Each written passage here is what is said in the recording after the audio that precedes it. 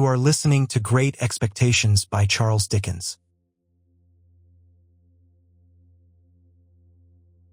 Chapter 1.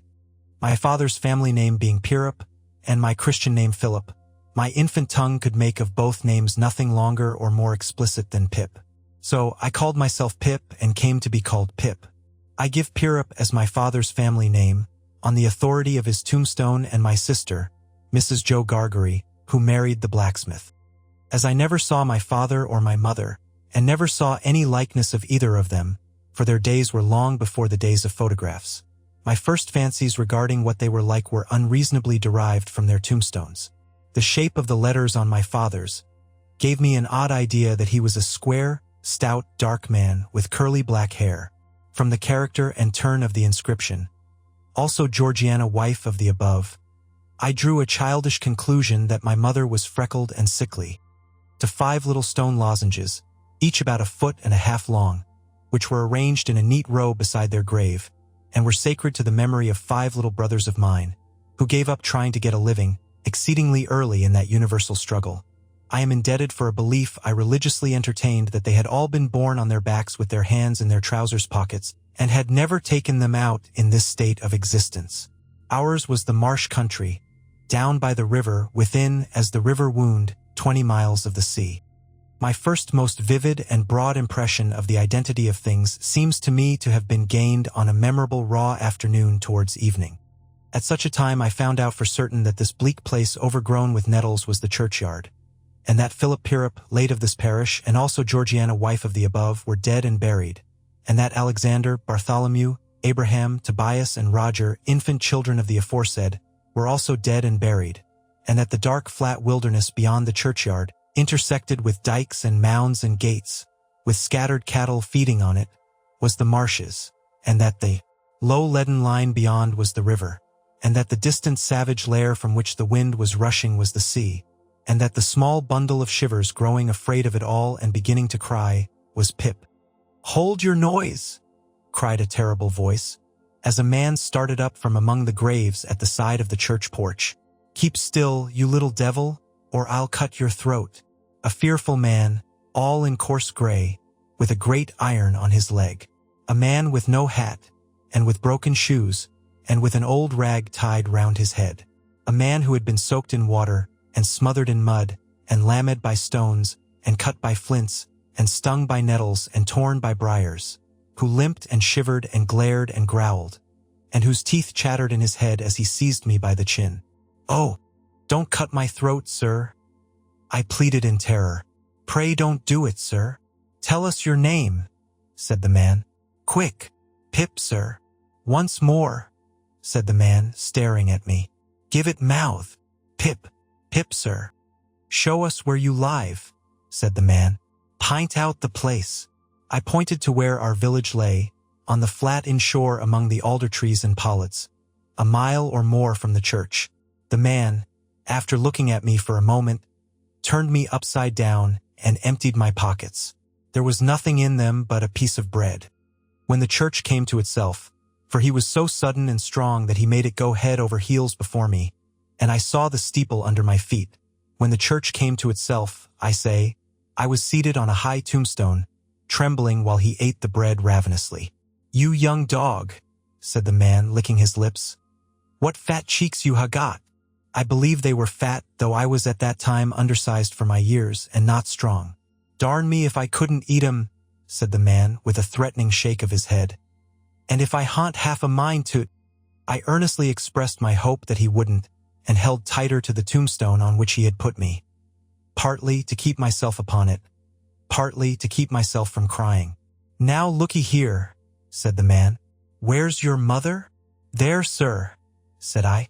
He started, made a short run, and stopped and looked over his shoulder. "There, sir," I timidly explained. "Also Georgiana. That's my mother." "Oh," said he, coming back. "And is that your father Alangier, your mother?" "Yes, sir," said I. "Him too, late of this parish." "Ha!" he muttered then, considering. "Who d'ye live with? Supposin' you're kindly let to live, which I ha'n't made up my mind about." "My sister, sir, Mrs. Joe Gargery, wife of Joe Gargery, the blacksmith, sir." "Blacksmith, eh?" said he, and looked down at his leg. After darkly looking at his leg and me several times, he came closer to my tombstone, took me by both arms, and tilted me back as far as he could hold me, so that his eyes looked most powerfully down into mine, and mine looked most helplessly up into his. "Now looky here," he said, "the question being whether you're to be let to live. You know what a file is?" "Yes, sir." "And you know what whittles is?" "Yes, sir." After each question he tilted me over a little more, so as to give me a greater sense of helplessness and danger. "You get me a file." He tilted me again. "And you get me whittles." He tilted me again. "You bring 'em both to me." He tilted me again. "Or I'll have your heart and liver out." He tilted me again. I was dreadfully frightened, and so giddy that I clung to him with both hands and said, "If you would kindly please to let me keep upright, sir, perhaps I shouldn't be sick, and perhaps I could attend more."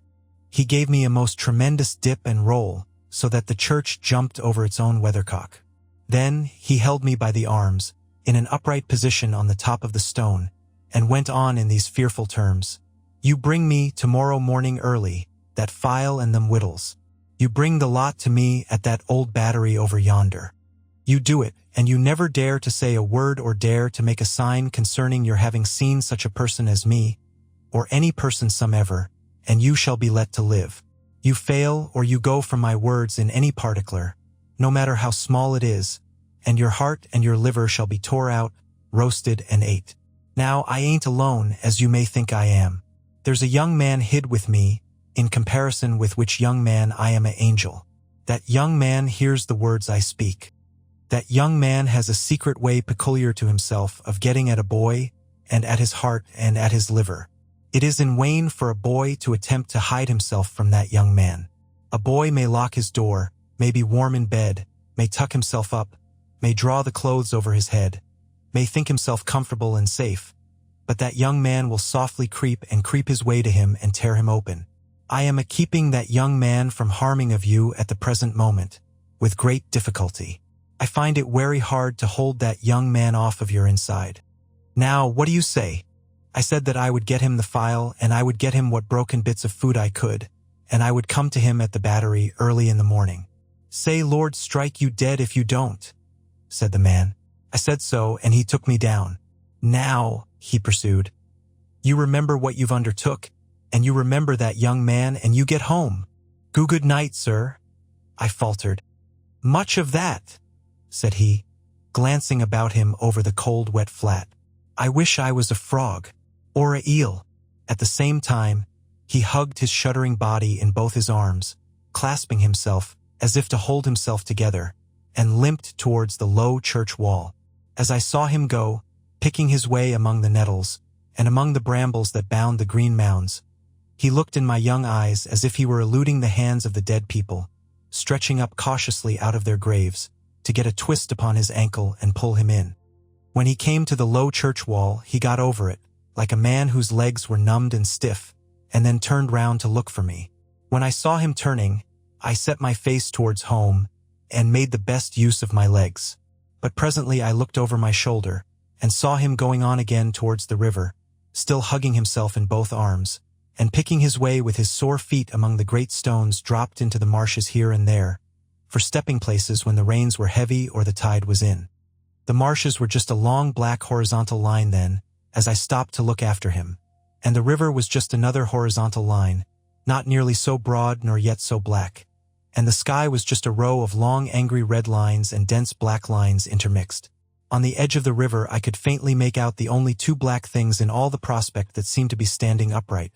One of these was the beacon by which the sailors steered, like an unhooked cask upon a pole, an ugly thing when you were near it. The other, a gibbet with some chains hanging to it which had once held a pirate. The man was limping on towards this latter, as if he were the pirate come to life and come down and going back to hook himself up again. It gave me a terrible turn when I thought so, and as I saw the cattle lifting their heads to gaze after him, I wondered whether they thought so too. I looked all round for the horrible young man, and could see no signs of him, but now I was frightened again, and ran home without stopping.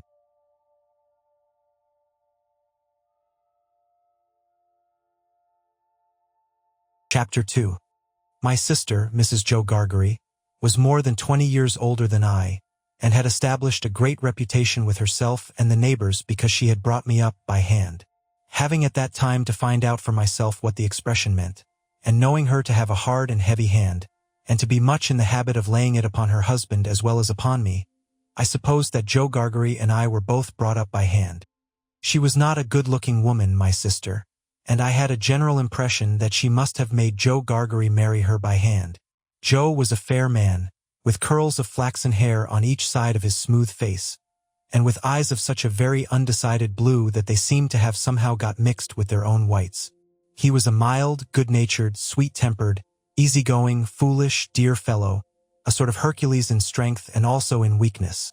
My sister, Mrs. Joe, with black hair and eyes, had such a prevailing redness of skin that I sometimes used to wonder whether it was possible she washed herself with a nutmeg grater instead of soap. She was tall and bony, and almost always wore a coarse apron, fastened over her figure behind with 2 loops, and having a square impregnable bib in front, that was stuck full of pins and needles. She made it a powerful merit in herself, and a strong reproach against Joe, that she wore this apron so much. Though I really see no reason why she should have worn it at all, or why, if she did wear it at all, she should not have taken it off every day of her life. Joe's forge adjoined our house, which was a wooden house, as many of the dwellings in our country were, most of them at that time. When I ran home from the churchyard, the forge was shut up, and Joe was sitting alone in the kitchen. Joe and I being fellow sufferers, and having confidences as such, Joe imparted a confidence to me, the moment I raised the latch of the door and peeped in at him opposite to it, sitting in the chimney corner. "Mrs. Joe has been out a dozen times, looking for you, Pip, and she's out now, making it a baker's dozen." "Is she?" "Yes, Pip," said Joe. "And what's worse, she's got Tickler with her." At this dismal intelligence, I twisted the only button on my waistcoat round and looked in great depression at the fire. Tickler was a wax-ended piece of cane, worn smooth by collision with my tickled frame.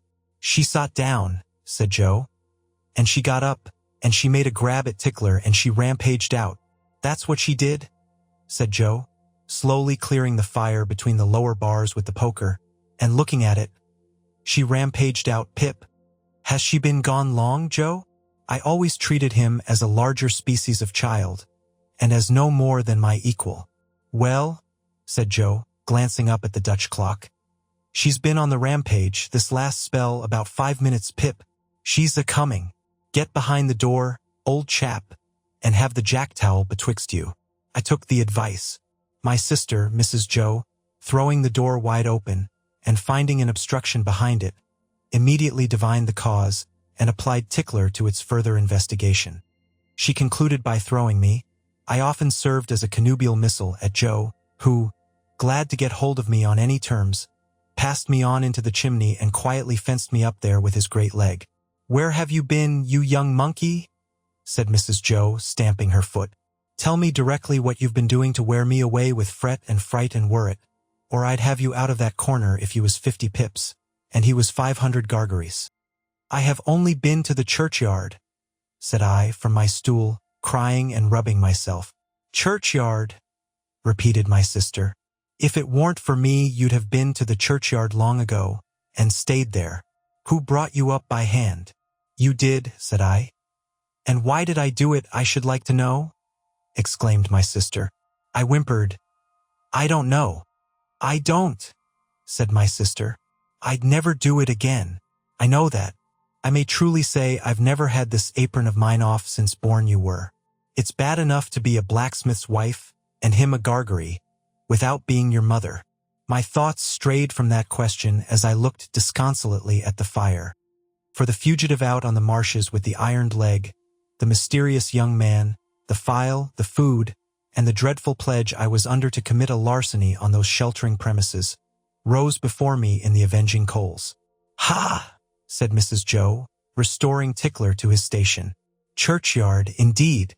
You may well say churchyard, you two. One of us, by the by, had not said it at all. You'll drive me to the churchyard betwixt you, one of these days, and oh, a peraricious pair you'd be without me." As she applied herself to set the tea things, Joe peeped down at me over his leg, as if he were mentally casting me and himself up, and calculating what kind of pair we practically should make, under the grievous circumstances foreshadowed. After that, he sat feeling his right side flaxen curls and whisker, and following Mrs. Joe about with his blue eyes, as his manner always was at squally times. My sister had a trenchant way of cutting our bread and butter for us, that never varied. First, with her left hand she jammed the loaf hard and fast against her bib, where it sometimes got a pin into it and sometimes a needle which we afterwards got into our mouths. Then she took some butter, not too much, on a knife and spread it on the loaf in an apothecary kind of way, as if she were making a plaster, using both sides of the knife with a slapping dexterity, and trimming and molding the butter off round the crust. Then, she gave the knife a final smart wipe on the edge of the plaster, and then sawed a very thick round off the loaf, which she finally, before separating from the loaf, hewed into 2 halves, of which Joe got one, and I the other. On the present occasion, though I was hungry, I dared not eat my slice. I felt that I must have something in reserve for my dreadful acquaintance, and his ally the still more dreadful young man.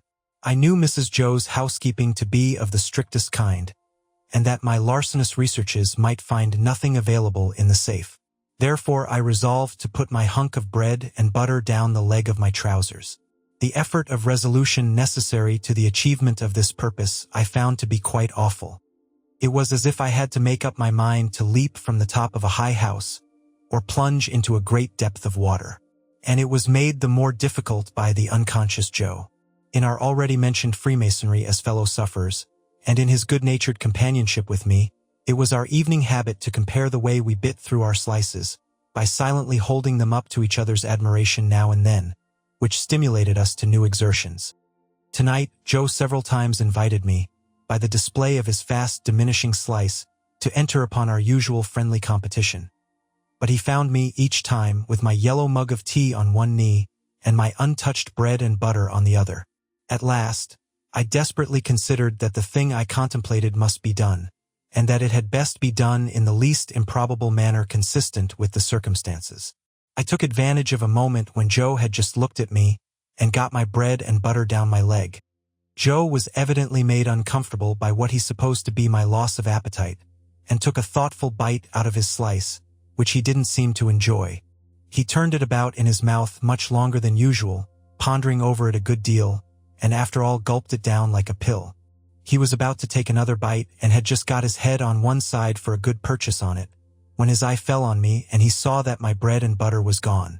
The wonder and consternation with which Joe stopped on the threshold of his bite and stared at me were too evident to escape my sister's observation.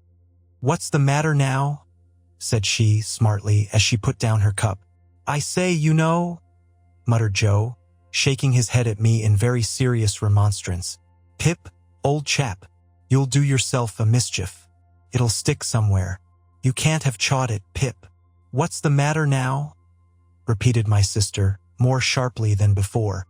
"If you can cough any trifle on it up, Pip, I'd recommend you to do it," said Joe, all aghast. "Manners is manners, but still your elf is your elf." By this time, my sister was quite desperate, so she pounced on Joe and, taking him by the 2 whiskers, knocked his head for a little while against the wall behind him, while I sat in the corner looking guiltily on. "Now, perhaps you'll mention what's the matter," said my sister, out of breath. "You staring great stuck pig." Joe looked at her in a helpless way, then took a helpless bite and looked at me again. "You know, Pip," said Joe solemnly, with his last bite in his cheek, and speaking in a confidential voice, as if we two were quite alone. "You and me is always friends, and I'd be the last to tell upon you any time, but such a—" He moved his chair and looked about the floor between us, and then again at me. "Such a most uncommon bolt as that. Been bolting his food, has he?" cried my sister.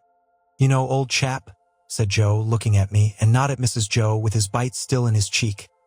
"I bolted myself when I was your age, frequent, and as a boy I've been among a many bolters. But I never see your bolting equal yet, Pip, and it's a mercy you ain't bolted dead." My sister made a dive at me, and fished me up by the hair, saying nothing more than the awful words, "You come along and be dosed." Some medical beast had revived tar water in those days as a fine medicine, and Mrs. Joe always kept a supply of it in the cupboard, having a belief in its virtues correspondent to its nastiness. At the best of times, so much of this elixir was administered to me as a choice restorative that I was conscious of going about smelling like a new fence. On this particular evening, the urgency of my case demanded a pint of this mixture, which was poured down my throat, for my greater comfort, while Mrs. Joe held my head under her arm, as a boot would be held in a bootjack. Joe got off with half a pint, but was made to swallow that, much to his disturbance, as he sat slowly munching and meditating before the fire, because he had had a turn.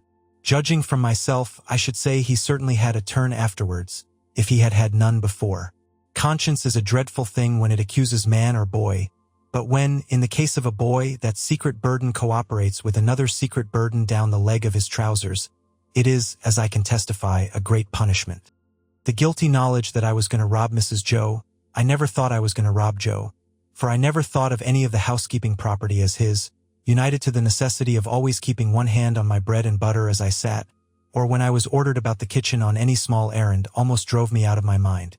Then, as the marsh winds made the fire glow and flare, I thought I heard the voice outside, of the man with the iron on his leg who had sworn me to secrecy, declaring that he couldn't and wouldn't starve until tomorrow, but must be fed now. At other times, I thought, what if the young man who was with so much difficulty restrained from imbruing his hands in me should yield to a constitutional impatience, or should mistake the time, and should think himself accredited to my heart and liver tonight, instead of tomorrow? If ever anybody's hair stood on end with terror, mine must have done so then. But perhaps nobody's ever did? It was Christmas Eve, and I had to stir the pudding for next day with a copper stick, from 7 to 8 by the Dutch clock. I tried it with the load upon my leg, and that made me think afresh of the man with the load on his leg, and found the tendency of exercise to bring the bread and butter out at my ankle quite unmanageable. Happily I slipped away, and deposited that part of my conscience in my garret bedroom. "Hark!" said I, when I had done my stirring, and was taking a final warm in the chimney corner before being sent up to bed. "Was that great guns, Joe?" "Ah," said Joe. "There's another conwict off." "What does that mean, Joe?" said I.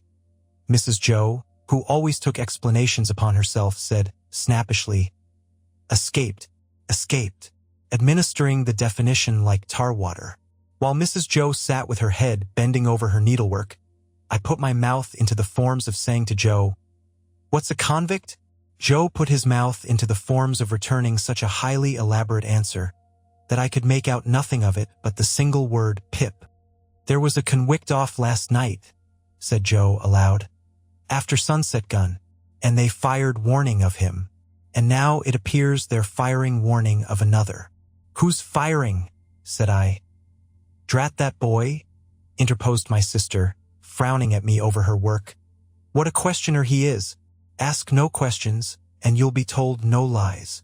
It was not very polite to herself, I thought, to imply that I should be told lies by her even if I did ask questions. But she never was polite unless there was company. At this point Joe greatly augmented my curiosity by taking the utmost pains to open his mouth very wide, and to put it into the form of a word that looked to me like sulks. Therefore, I naturally pointed to Mrs. Joe, and put my mouth into the form of saying, "Her!" But Joe wouldn't hear of that at all, and again opened his mouth very wide, and shook the form of a most emphatic word out of it. But I could make nothing of the word. "Mrs. Joe," said I as a last resort, "I should like to know, if you wouldn't much mind, where the firing comes from?" "Lord bless the boy!" exclaimed my sister, as if she didn't quite mean that, but rather the contrary. "From the hulks." "O.H.," said I, looking at Joe. "Hulks." Joe gave a reproachful cough, as much as to say, "Well, I told you so." "And please, what's hulks?" said I.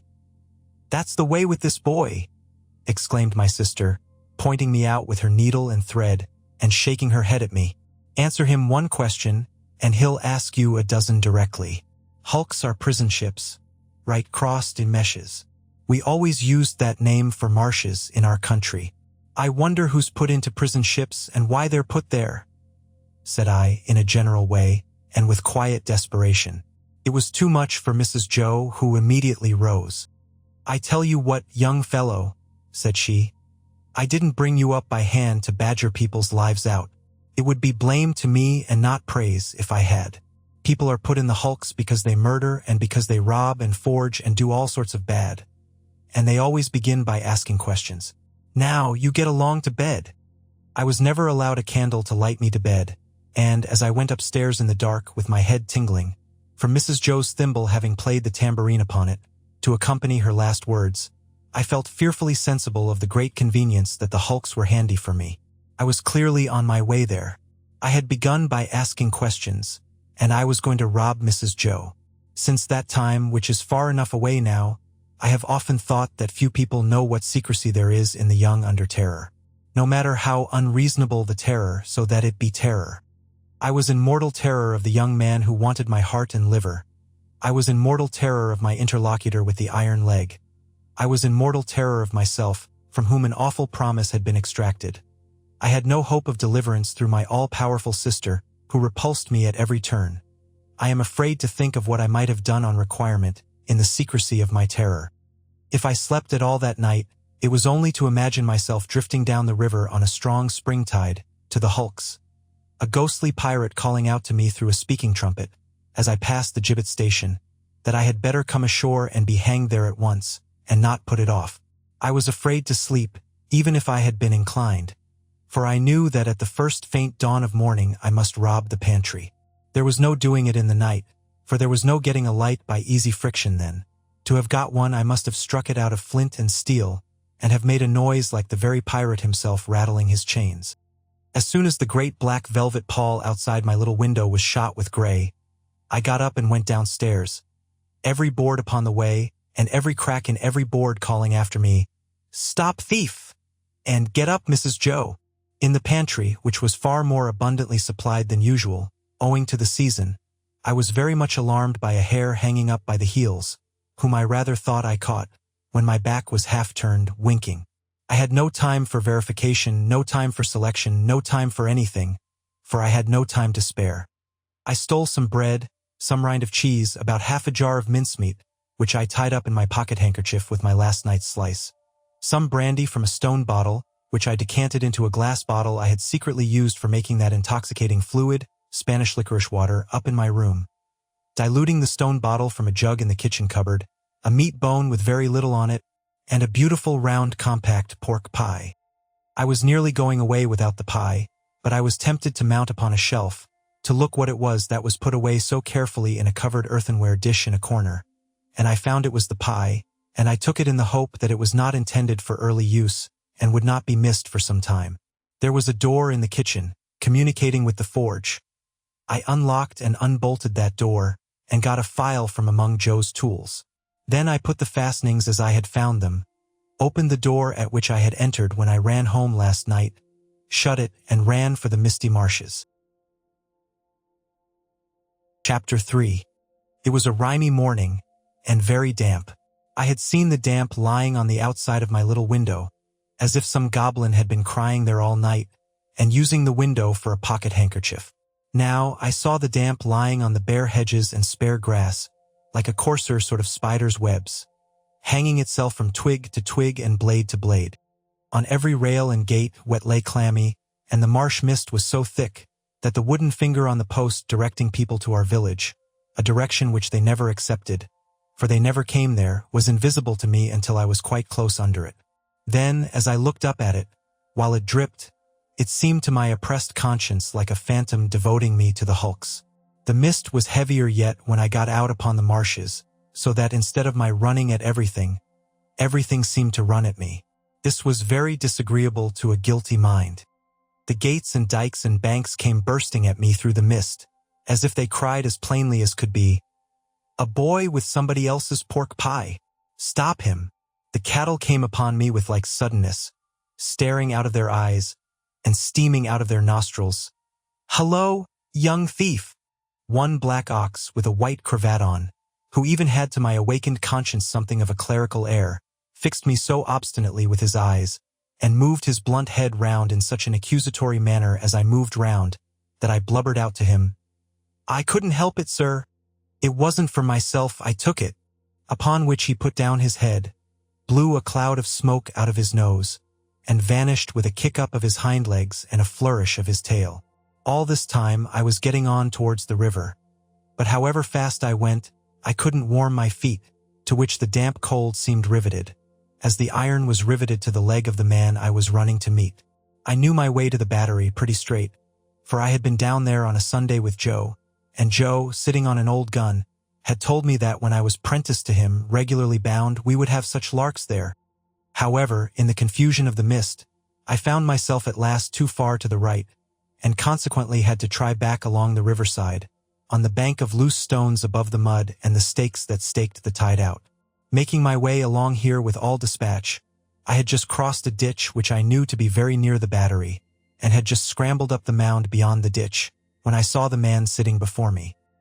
His back was towards me, and he had his arms folded, and was nodding forward, heavy with sleep. I thought he would be more glad if I came upon him with his breakfast, in that unexpected manner, so I went forward softly and touched him on the shoulder.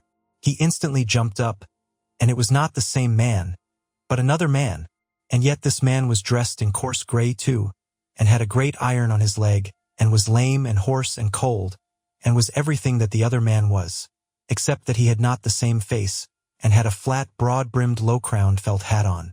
All this I saw in a moment, for I had only a moment to see it in. He swore an oath at me, made a hit at me. It was a round, weak blow that missed me and almost knocked himself down, for it made him stumble, and then he ran into the mist, stumbling twice as he went, and I lost him. It's the young man, I thought, feeling my heart shoot as I identified him. I dare say I should have felt a pain in my liver, too, if I had known where it was. I was soon at the Battery after that, and there was the right man, hugging himself and limping to and fro, as if he had never all night left off hugging and limping, waiting for me.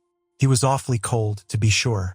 I half expected to see him drop down before my face and die of deadly cold. His eyes looked so awfully hungry too, that when I handed him the file and he laid it down on the grass, it occurred to me he would have tried to eat it, if he had not seen my bundle. He did not turn me upside down this time to get at what I had, but left me right side upwards while I opened the bundle and emptied my pockets. "What's in the bottle, boy?" said he. "Brandy," said I. He was already handing mincemeat down his throat in the most curious manner, more like a man who was putting it away somewhere in a violent hurry than a man who was eating it, but he left off to take some of the liquor. He shivered all the while so violently that it was quite as much as he could do to keep the neck of the bottle between his teeth, without biting it off. "I think you have got the ague," said I.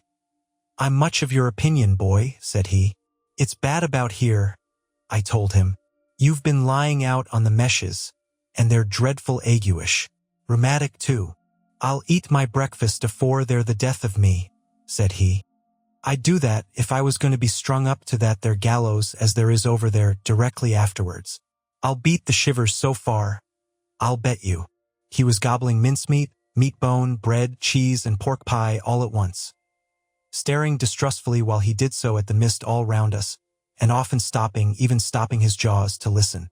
Some real or fancied sound, some clink upon the river or breathing of beast upon the marsh, now gave him a start, and he said suddenly, "You're not a deceiving imp? You brought no one with you?" "No, sir." "No." "Nor give no one the office to follow you?" "No." "Well," said he, "I believe you. You'd be but a fierce young hound indeed, if at your time of life you could help to hunt a wretched warmint hunted as near death and dunghill as this poor wretched warmint is." Something clicked in his throat as if he had works in him like a clock, and was going to strike, and he smeared his ragged rough sleeve over his eyes. Pitying his desolation, and watching him as he gradually settled down upon the pie, I made bold to say, "I am glad you enjoy it." "Did you speak?" I said I was glad you enjoyed it. "Thank ye, my boy." Ido. I had often watched a large dog of ours eating his food, and I now noticed a decided similarity between the dog's way of eating and the man's. The man took strong, sharp, sudden bites just like the dog. He swallowed, or rather snapped up, every mouthful, too soon and too fast, and he looked sideways here and there while he ate, as if he thought there was danger in every direction of somebody's coming to take the pie away. He was altogether too unsettled in his mind over it, to appreciate it comfortably, I thought, or to have anybody to dine with him, without making a chop with his jaws at the visitor. In all of which particulars he was very like the dog. "I am afraid you won't leave any of it for him," said I timidly, after a silence during which I had hesitated as to the politeness of making the remark. "There's no more to be got where that came from." It was the certainty of this fact that impelled me to offer the hint. "Leave any for him? Who's him?" said my friend, stopping in his crunching of pie crust. "The young man that you spoke of. That was hid with you." "Oh, ah," he returned, with something like a gruff laugh. "Him? Yes. He don't want no wittles." "I thought he looked as if he did," said I. The man stopped eating, and regarded me with the keenest scrutiny and the greatest surprise. "Looked? When?" "Just now." "Where?" "Yonder," said I, pointing. "Over there, where I found him nodding asleep and thought it was you." He held me by the collar and stared at me so that I began to think his first idea about cutting my throat had revived. "Dressed like you, only with a hat," I explained, trembling. And I was very anxious to put this delicately, and with the same reason for wanting to borrow a file. "Didn't you hear the cannon last night?" "Then there was firing," he said to himself. "I wonder you shouldn't have been sure of that," I returned. "For we heard it up at home, and that's farther away, and we were shut in besides." "Why, see now," said he. "When a man's alone on these flats, with a light head and a light stomach, perishing of cold and want, he hears nothing all night but guns firing and voices calling. He sees the soldiers, with their red coats lighted up by the torches carried afore, closing in round him. Hears his number called, hears himself challenged, hears the rattle of the muskets, hears the orders make ready, present, cover him steady men, and is laid hands on, and there's nothing. Why, if I see one pursuing party last night coming up in order, damn 'em, with their tramp, I see 100. And as to firing, why, I see the mist shake with the cannon, arter it was broad day, but this man," he had said all the rest, as if he had forgotten my being there. "Did you notice anything in him?" "He had a badly bruised face," said I, recalling what I hardly knew I knew. "Not here?" exclaimed the man, striking his left cheek mercilessly with the flat of his hand. "Yes, there." "Where is he?" He crammed what little food was left into the breast of his gray jacket. "Show me the way he went. I'll pull him down like a bloodhound. Curse this iron on my sore leg. Give us hold of the file, boy." I indicated in what direction the mist had shrouded the other man, and he looked up at it for an instant. But he was down on the rank wet grass, filing at his iron like a madman, and not minding me or minding his own leg, which had an old chafe upon it and was bloody, but which he handled as roughly as if it had no more feeling in it than the file. I was very much afraid of him again, now that he had worked himself into this fierce hurry, and I was likewise very much afraid of keeping away from home any longer. I told him I must go, but he took no notice, so I thought the best thing I could do was to slip off. The last I saw of him, his head was bent over his knee and he was working hard at his fetter, muttering impatient imprecations at it and at his leg. The last I heard of him, I stopped in the mist to listen, and the file was still going. Chapter 4. I fully expected to find a constable in the kitchen, waiting to take me up. But not only was there no constable there, but no discovery had yet been made of the robbery. Mrs. Joe was prodigiously busy in getting the house ready for the festivities of the day, and Joe had been put upon the kitchen doorstep to keep him out of the dustpan, an article into which his destiny always led him sooner or later, when my sister was vigorously reaping the floors of her establishment. "And where the deuce ha' you been?" was Mrs. Joe's Christmas salutation when I and my conscience showed ourselves. I said I had been down to hear the carols. "Ah, well," observed Mrs. Joe, "you might ha' done worse." Not a doubt of that, I thought. Perhaps if I weren't a blacksmith's wife and, what's the same thing, a slave with her apron never off, I should have been to hear the carols, said Mrs. Joe. "I'm rather partial to carols myself, and that's the best of reasons for my never hearing any." Joe, who had ventured into the kitchen after me as the dustpan had retired before us, drew the back of his hand across his nose with a conciliatory air, when Mrs. Joe darted a look at him, and, when her eyes were withdrawn, secretly crossed his 2 forefingers and exhibited them to me, as our token that Mrs. Joe was in a cross temper. This was so much her normal state that Joe and I would often, for weeks together, be as to our fingers like monumental crusaders as to their legs. We were to have a superb dinner, consisting of a leg of pickled pork and greens, and a pair of roast stuffed fowls. A handsome mince pie had been made yesterday morning, which accounted for the mincemeat not being missed, and the pudding was already on the boil. These extensive arrangements occasioned us to be cut off unceremoniously in respect of breakfast. "For I ain't," said Mrs. Joe, "I ain't a-going to have no formal cramming and busting and washing up now, with what I've got before me, I promise you." So we had our slices served out, as if we were 2,000 troops on a forced march instead of a man and boy at home, and we took gulps of milk and water with apologetic countenances from a jug on the dresser. In the meantime, Mrs. Joe put clean white curtains up and tacked a new flowered flounce across the wide chimney to replace the old one, and uncovered the little state parlor across the passage, which was never uncovered at any other time, but passed the rest of the year in a cool haze of silver paper, which even extended to the 4 little white crockery poodles on the mantel-shelf, each with a black nose and a basket of flowers in his mouth, and each the counterpart of the other. Mrs. Joe was a very clean housekeeper, but had an exquisite art of making her cleanliness more uncomfortable and unacceptable than dirt itself. Cleanliness is next to godliness, and some people do the same by their religion. My sister, having so much to do, was going to church vicariously, that is to say, Joe and I were going. In his working clothes, Joe was a well-knit, characteristic-looking blacksmith. In his holiday clothes, he was more like a scarecrow in good circumstances than anything else.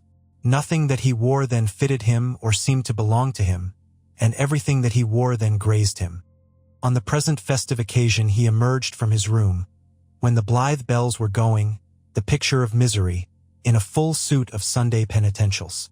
As to me, I think my sister must have had some general idea that I was a young offender whom an accoucheur policeman had taken up on my birthday and delivered over to her, to be dealt with according to the outraged majesty of the law.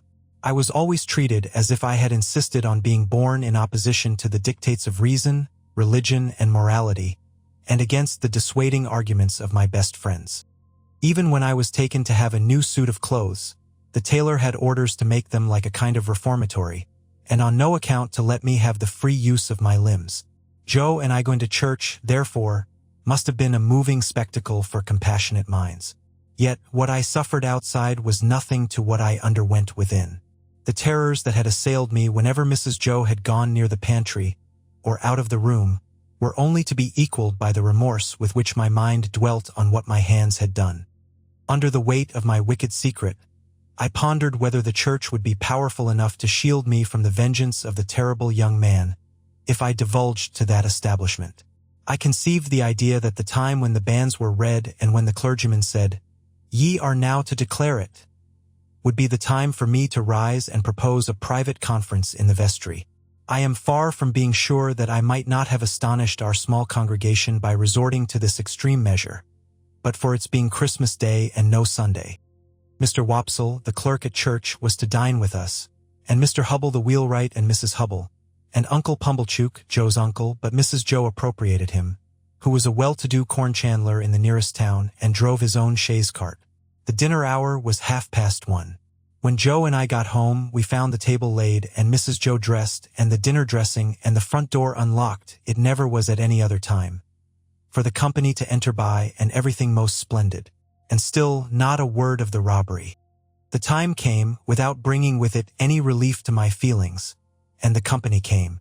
Mr. Wopsle, united to a Roman nose and a large shining bald forehead, had a deep voice which he was uncommonly proud of. Indeed, it was understood among his acquaintance that if you could only give him his head, he would read the clergyman into fits.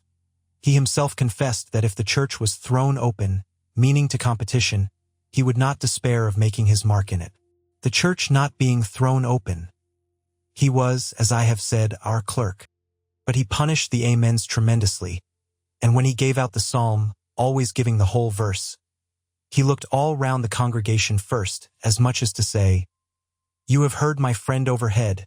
Oblige me with your opinion of this style." I opened the door to the company, making believe that it was a habit of ours to open that door, and I opened it first to Mr. Wopsle, next to Mr. and Mrs. Hubble, and last of all to Uncle Pumblechook. N.B. I was not allowed to call him uncle under the severest penalties. Mrs. Joe, said Uncle Pumblechook, a large, hard-breathing, middle-aged, slow man, with a mouth like a fish, dull, staring eyes, and sandy hair standing upright on his head, so that he looked as if he had just been all but choked, and had that moment come to. I have brought you as the compliments of the season. I have brought you, Mum, a bottle of sherry wine, and I have brought you, Mum, a bottle of port wine. Every Christmas Day he presented himself, as a profound novelty, with exactly the same words, and carrying the 2 bottles like dumbbells. Every Christmas Day, Mrs. Joe replied, as she now replied, "Oh, Unsalipumble, Chook, this is kind." Every Christmas Day he retorted, as he now retorted, "It's no more than your merits. And now are you all bobbish and house sixpennorth of halfpence?" Meaning me. We dined on these occasions in the kitchen and adjourned, for the nuts and oranges and apples to the parlor, which was a change very like Joe's change from his working clothes to his Sunday dress. My sister was uncommonly lively on the present occasion, and indeed was generally more gracious in the society of Mrs. Hubble than in other company. I remember Mrs. Hubble as a little curly sharp-edged person in sky blue who held a conventionally juvenile position because she had married Mr. Hubble, I don't know at what remote period, when she was much younger than he. I remember Mr. Hubble as a tough, high-shouldered, stooping old man of a sawdusty fragrance, with his legs extraordinarily wide apart, so that in my short days I always saw some miles of open country between them when I met him coming up the lane. Among this good company I should have felt myself, even if I hadn't robbed the pantry, in a false position. Not because I was squeezed in at an acute angle of the tablecloth, with the table in my chest, and the Pumblechookian elbow in my eye, nor because I was not allowed to speak, I didn't want to speak, nor because I was regaled with the scaly tips of the drumsticks of the fowls, and with those obscure corners of pork of which the pig, when living, had had the least reason to be vain. No, I should not have minded that, if they would only have left me alone. But they wouldn't leave me alone. They seemed to think the opportunity lost if they failed to point the conversation at me, every now and then, and stick the point into me. I might have been an unfortunate little bull in a Spanish arena. I got so smartingly touched up by these moral goads. It began the moment we sat down to dinner. Mr. Wopsle said grace with theatrical declamation, as it now appears to me, something like a religious cross of the ghost in Hamlet with Richard III, and ended with the very proper aspiration that we might be truly grateful. Upon which my sister fixed me with her eye, and said, in a low, reproachful voice, "Do you hear that? Be grateful. Especially," said Mr. Pumblechook, "be grateful, boy, to them which brought you up by hand." Mrs. Hubble shook her head, and contemplating me with a mournful presentiment that I should come to no good, asked, "Why is it that the young are never grateful?" This moral mystery seemed too much for the company until Mr. Hubble tersely solved it by saying, "Nate rally wishes."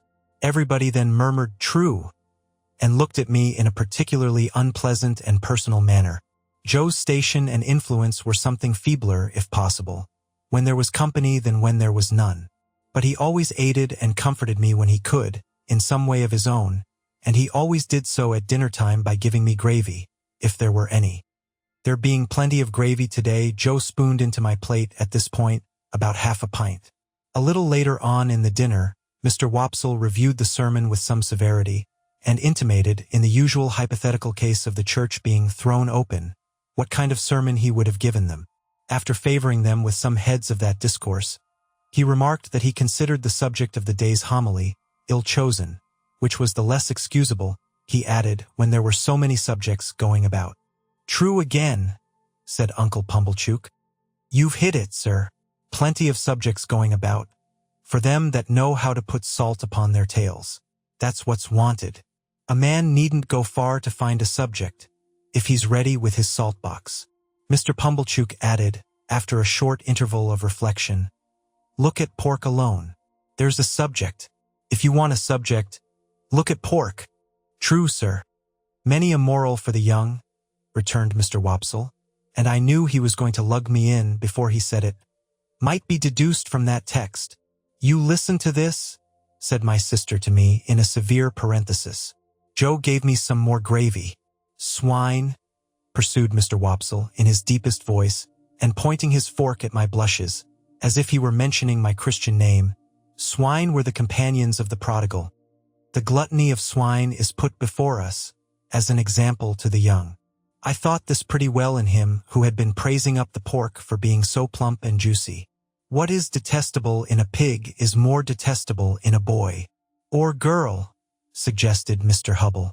Of course, or girl, Mr. Hubble, assented Mr. Wopsle rather irritably. But there is no girl present. Besides, said Mr. Pumblechook, turning sharp on me, think what you've got to be grateful for. If you'd been born a squeaker. He was, if ever a child was, said my sister most emphatically. Joe gave me some more gravy. Well, but I mean a 4-footed squeaker, said Mr. Pumblechook. If you had been born such, would you have been here now? Not you. Unless in that form, said Mr. Wopsle, nodding towards the dish. But I don't mean in that form, sir, returned Mr. Pumblechook, who had an objection to being interrupted. I mean enjoying himself with his elders and betters, and improving himself with their conversation, and rolling in the lap of luxury. Would he have been doing that? No, he wouldn't. And what would have been your destination? Turning on me again. You would have been disposed of for so many shillings according to the market price of the article, and Dunstable the butcher would have come up to you as you lay in your straw, and he would have whipped you under his left arm, and with his right he would have tucked up his frock to get a penknife from out of his waistcoat pocket, and he would have shed your blood and had your life. No bringing up by hand then. Not a bit of it. Joe offered me more gravy, which I was afraid to take. He was a world of trouble to you, ma'am, said Mrs. Hubble, commiserating my sister. Trouble? Echoed my sister. Trouble? And then entered on a fearful catalogue of all the illnesses I had been guilty of, and all the acts of sleeplessness I had committed, and all the high places I had tumbled from, and all the low places I had tumbled into, and all the injuries I had done myself, and all the time she had wished me in my grave, and I had contumaciously refused to go there.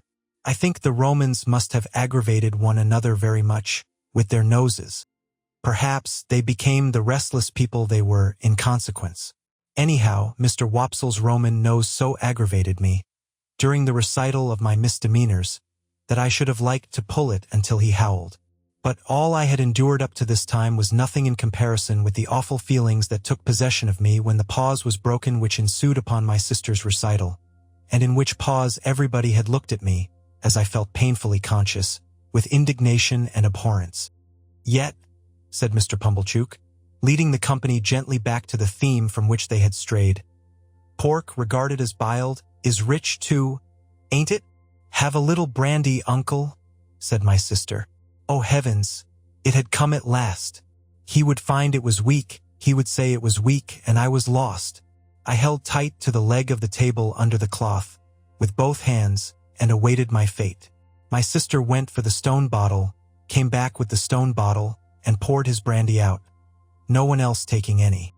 The wretched man trifled with his glass, took it up, looked at it through the light, put it down, prolonged my misery. All this time Mrs. Joe and Joe were briskly clearing the table for the pie and pudding. Instantly afterwards, the company were seized with unspeakable consternation, owing to his springing to his feet, turning round several times in an appalling spasmodic whooping cough dance, and rushing out at the door. He then became visible through the window, violently plunging and expectorating, making the most hideous faces, and apparently out of his mind. I held on tight, while Mrs. Joe and Joe ran to him. I didn't know how I had done it, but I had no doubt I had murdered him somehow. In my dreadful situation, it was a relief when he was brought back, and surveying the company all round as if they had disagreed with him, sank down into his chair with the one significant gasp, "Tar!" I had filled up the bottle from the tar water jug. I knew he would be worse by and by. I moved the table, like a medium of the present day, by the vigor of my unseen hold upon it. "Tar!" cried my sister, in amazement. Why, however could tar come there? But Uncle Pumblechook, who was omnipotent in that kitchen, wouldn't hear the word, wouldn't hear of the subject, imperiously waved it all away with his hand, and asked for hot gin and water. My sister, who had begun to be alarmingly meditative, had to employ herself actively in getting the gin, the hot water, the sugar, and the lemon peel and mixing them. For the time being at least I was saved. I still held on to the leg of the table, but clutched it now with the fervor of gratitude. By degrees, I became calm enough to release my grasp and partake of pudding. Mr. Pumblechook partook of pudding. All partook of pudding. The course terminated, and Mr. Pumblechook had begun to beam under the genial influence of gin and water. I began to think I should get over the day, when my sister said to Joe, "Clean plates, cold." I clutched the leg of the table again immediately, and pressed it to my bosom as if it had been the companion of my youth and friend of my soul. I foresaw what was coming, and I felt that this time I really was gone. "You must taste," said my sister, addressing the guests with her best grace. "You must taste, to finish with, such a delightful and delicious present of Uncle Pumblechook's. Must they? Let them not hope to taste it. You must know," said my sister, rising. "It's a pie, a savory pork pie." The company murmured their compliments. Uncle Pumblechook, sensible of having deserved well of his fellow creatures, said, quite vivaciously, all things considered, "Well, Mrs. Joe, we'll do our best endeavors. Let us have a cut at this same pie." My sister went out to get it. I heard her steps proceed to the pantry. I saw Mr. Pumblechook balance his knife. I saw a reawakening appetite in the Roman nostrils of Mr. Wopsle. I heard Mr. Hubble remark that a bit of savory pork pie would lay atop of anything you could mention and do no harm, and I heard Joe say, "You shall have some, Pip." I have never been absolutely certain whether I uttered a shrill yell of terror, merely in spirit, or in the bodily hearing of the company. I felt that I could bear no more, and that I must run away. I released the leg of the table and ran for my life. But I ran no farther than the house door, for there I ran headforemost into a party of soldiers with their muskets, one of whom held out a pair of handcuffs to me, saying, "Here you are, look sharp, come on." Chapter 5. The apparition of a file of soldiers ringing down the butt ends of their loaded muskets on our doorstep caused the dinner party to rise from table in confusion, and caused Mrs. Joe re-entering the kitchen empty-handed, to stop short and stare, in her wondering lament of "Gracious goodness gracious me, what's gone with the pie?" The sergeant and I were in the kitchen when Mrs. Joe stood staring, at which crisis I partially recovered the use of my senses. It was the sergeant who had spoken to me, and he was now looking round at the company, with his handcuffs invitingly extended towards them in his right hand, and his left on my shoulder. "Excuse me, ladies and gentlemen," said the sergeant, "but as I have mentioned at the door to this smart young shaver," which he hadn't, "I am on a chase in the name of the king, and I want the blacksmith." "And pray what might you want with him?" retorted my sister, quick to resent his being wanted at all. "Mrs.," returned the gallant sergeant. "Speaking for myself, I should reply, the honor and pleasure of his fine wife's acquaintance. Speaking for the king, I answer, a little job done." This was received as rather neat in the sergeant, insomuch that Mr. Pumblechook cried audibly, "Good again!" "You see, blacksmith," said the sergeant, who had by this time picked out Joe with his eye, "we have had an accident with these, and I find the lock of one of 'em goes wrong, and the coupling don't act pretty. As they are wanted for immediate service, will you throw your eye over them?" Joe threw his eye over them, and pronounced that the job would necessitate the lighting of his forge fire, and would take nearer 2 hours than 1. "Will it? Then will you set about it at once, blacksmith?"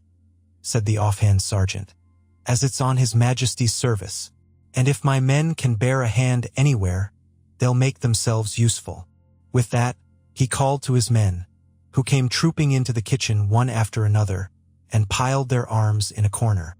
And then they stood about as soldiers do, now with their hands loosely clasped before them, now resting a knee or a shoulder, now easing a belt or a pouch, now opening the door to spit stiffly over their high stocks, out into the yard.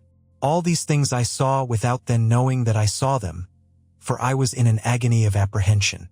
But beginning to perceive that the handcuffs were not for me, and that the military had so far got the better of the pie as to put it in the background, I collected a little more of my scattered wits.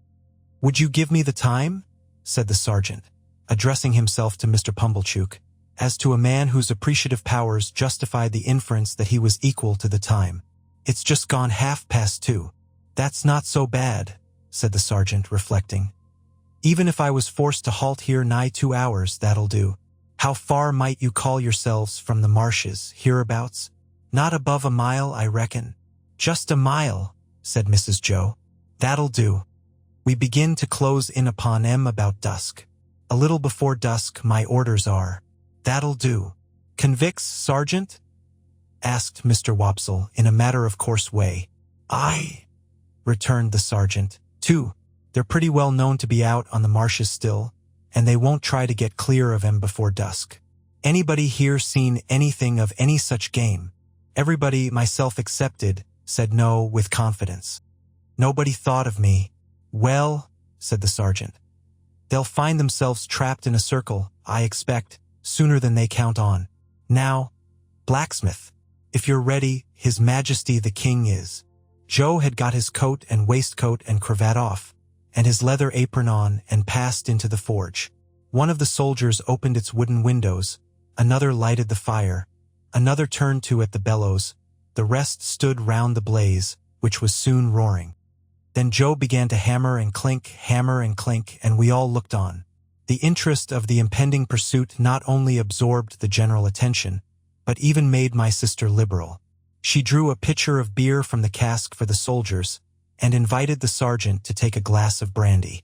But Mr. Pumblechook said sharply, "Give him wine, mum. I'll engage there's no tar in that." So the sergeant thanked him and said that as he preferred his drink without tar, he would take wine if it was equally convenient. When it was given him, he drank His Majesty's health and compliments of the season, and took it all at a mouthful and smacked his lips. "Good stuff, Sergeant?" said Mr. Pumblechook.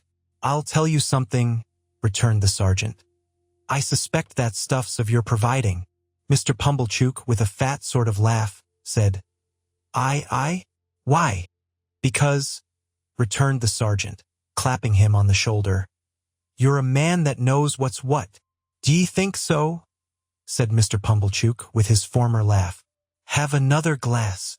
"With you, hob and nob," returned the sergeant. "The top of mine to the foot of yours, the foot of yours to the top of mine, ring once, ring twice, the best tune on the musical glasses. Your health. May you live 1,000 years, and never be a worse judge of the right sort than you are at the present moment of your life." The sergeant tossed off his glass again and seemed quite ready for another glass. I noticed that Mr. Pumblechook in his hospitality appeared to forget that he had made a present of the wine, but took the bottle from Mrs. Joe and had all the credit of handing it about in a gush of joviality.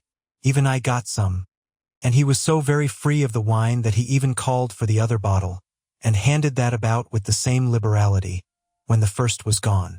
As I watched them while they all stood clustering about the forge, enjoying themselves so much, I thought what terrible good sauce for a dinner my fugitive friend on the marshes was. They had not enjoyed themselves a quarter so much before the entertainment was brightened with the excitement he furnished.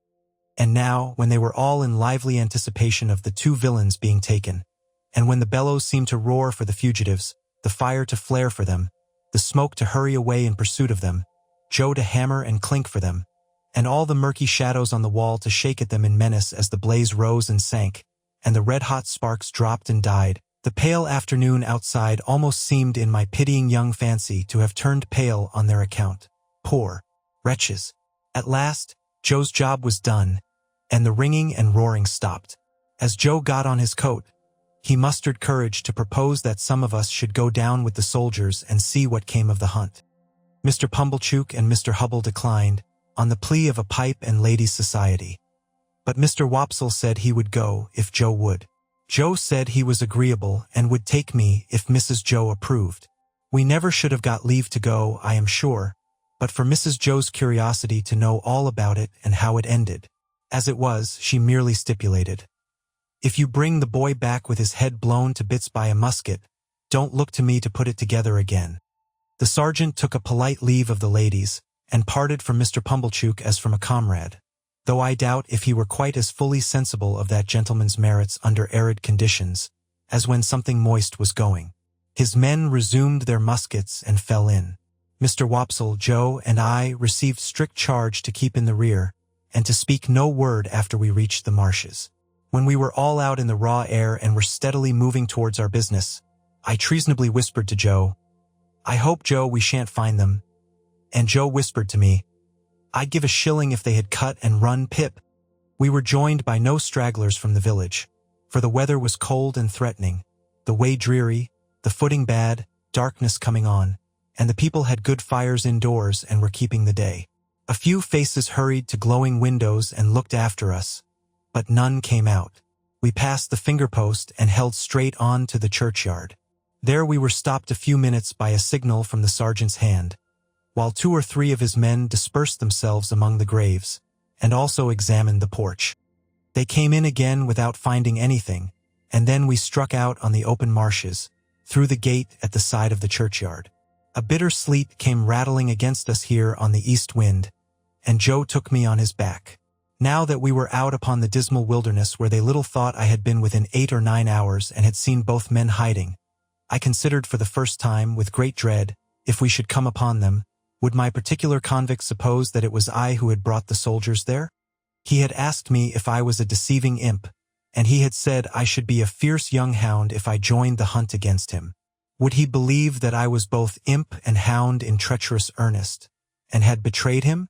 It was of no use asking myself this question now. There I was, on Joe's back, and there was Joe beneath me, charging at the ditches like a hunter, and stimulating Mr. Wopsle not to tumble on his Roman nose, and to keep up with us. The soldiers were in front of us, extending into a pretty wide line with an interval between man and man. We were taking the course I had begun with, and from which I had diverged in the mist. Either the mist was not out again yet, or the wind had dispelled it. Under the low red glare of sunset, the beacon and the gibbet and the mound of the battery and the opposite shore of the river were plain, though all of a watery lead color. With my heart thumping like a blacksmith at Joe's broad shoulder, I looked all about for any sign of the convicts. I could see none, I could hear none. Mr. Wopsle had greatly alarmed me more than once by his blowing and hard breathing, but I knew the sounds by this time and could dissociate them from the object of pursuit. I got a dreadful start when I thought I heard the file still going, but it was only a sheep bell. The sheep stopped in their eating and looked timidly at us, and the cattle, their heads turned from the wind and sleet, stared angrily as if they held us responsible for both annoyances.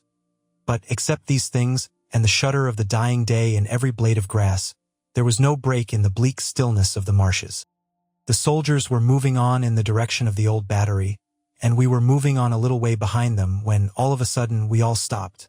For there had reached us on the wings of the wind and rain a long shout. It was repeated. It was at a distance towards the east, but it was long and loud. Nay, there seemed to be 2 or more shouts raised together, if one might judge from a confusion in the sound. To this effect the sergeant and the nearest men were speaking under their breath, when Joe and I came up.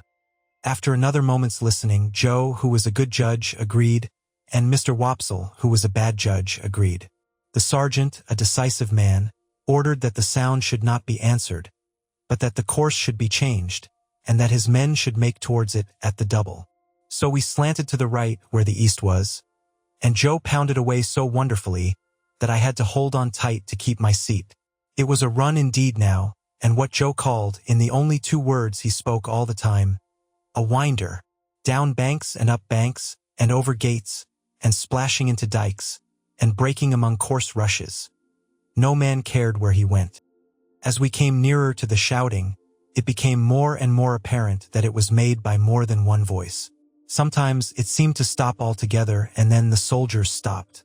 When it broke out again, the soldiers made for it at a greater rate than ever, and we after them. After a while, we had so run it down that we could hear one voice calling "Murder!" and another voice, "Convicts! Runaways! Guard! This way for the runaway convicts!" Then both voices would seem to be stifled in a struggle, and then would break out again. And when it had come to this, the soldiers ran like deer, and Joe too.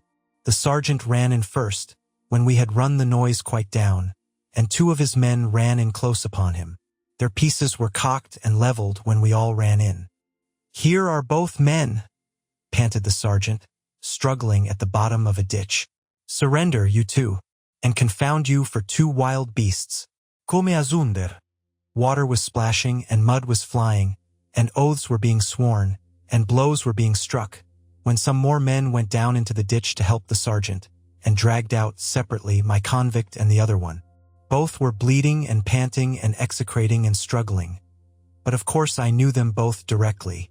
Mind, said my convict, wiping blood from his face with his ragged sleeves, and shaking torn hair from his fingers. I took him. I give him up to you. Mind that. It's not much to be particular about, said the sergeant. It'll do you small good, my man, being in the same plight yourself. Handcuffs there. I don't expect it to do me any good. I don't want it to do me more good than it does now, said my convict with a greedy laugh. I took him. He knows it. That's enough for me. The other convict was livid to look at, and, in addition to the old bruised left side of his face, seemed to be bruised and torn all over. He could not so much as get his breath to speak, until they were both separately handcuffed, but leaned upon a soldier to keep himself from falling. Take notice, guard, he tried to murder me, were his first words. Tried to murder him? Said my convict, disdainfully. Try and not do it? I took him and give him up. That's what I done. I not only prevented him getting off the marshes, but I dragged him here, dragged him this far on his way back. He's a gentleman, if you please, this villain. Now, the hulks has got its gentleman again. Through me. Murder him? Worth my while, too, to murder him, when I could do worse and drag him back. The other one still gasped.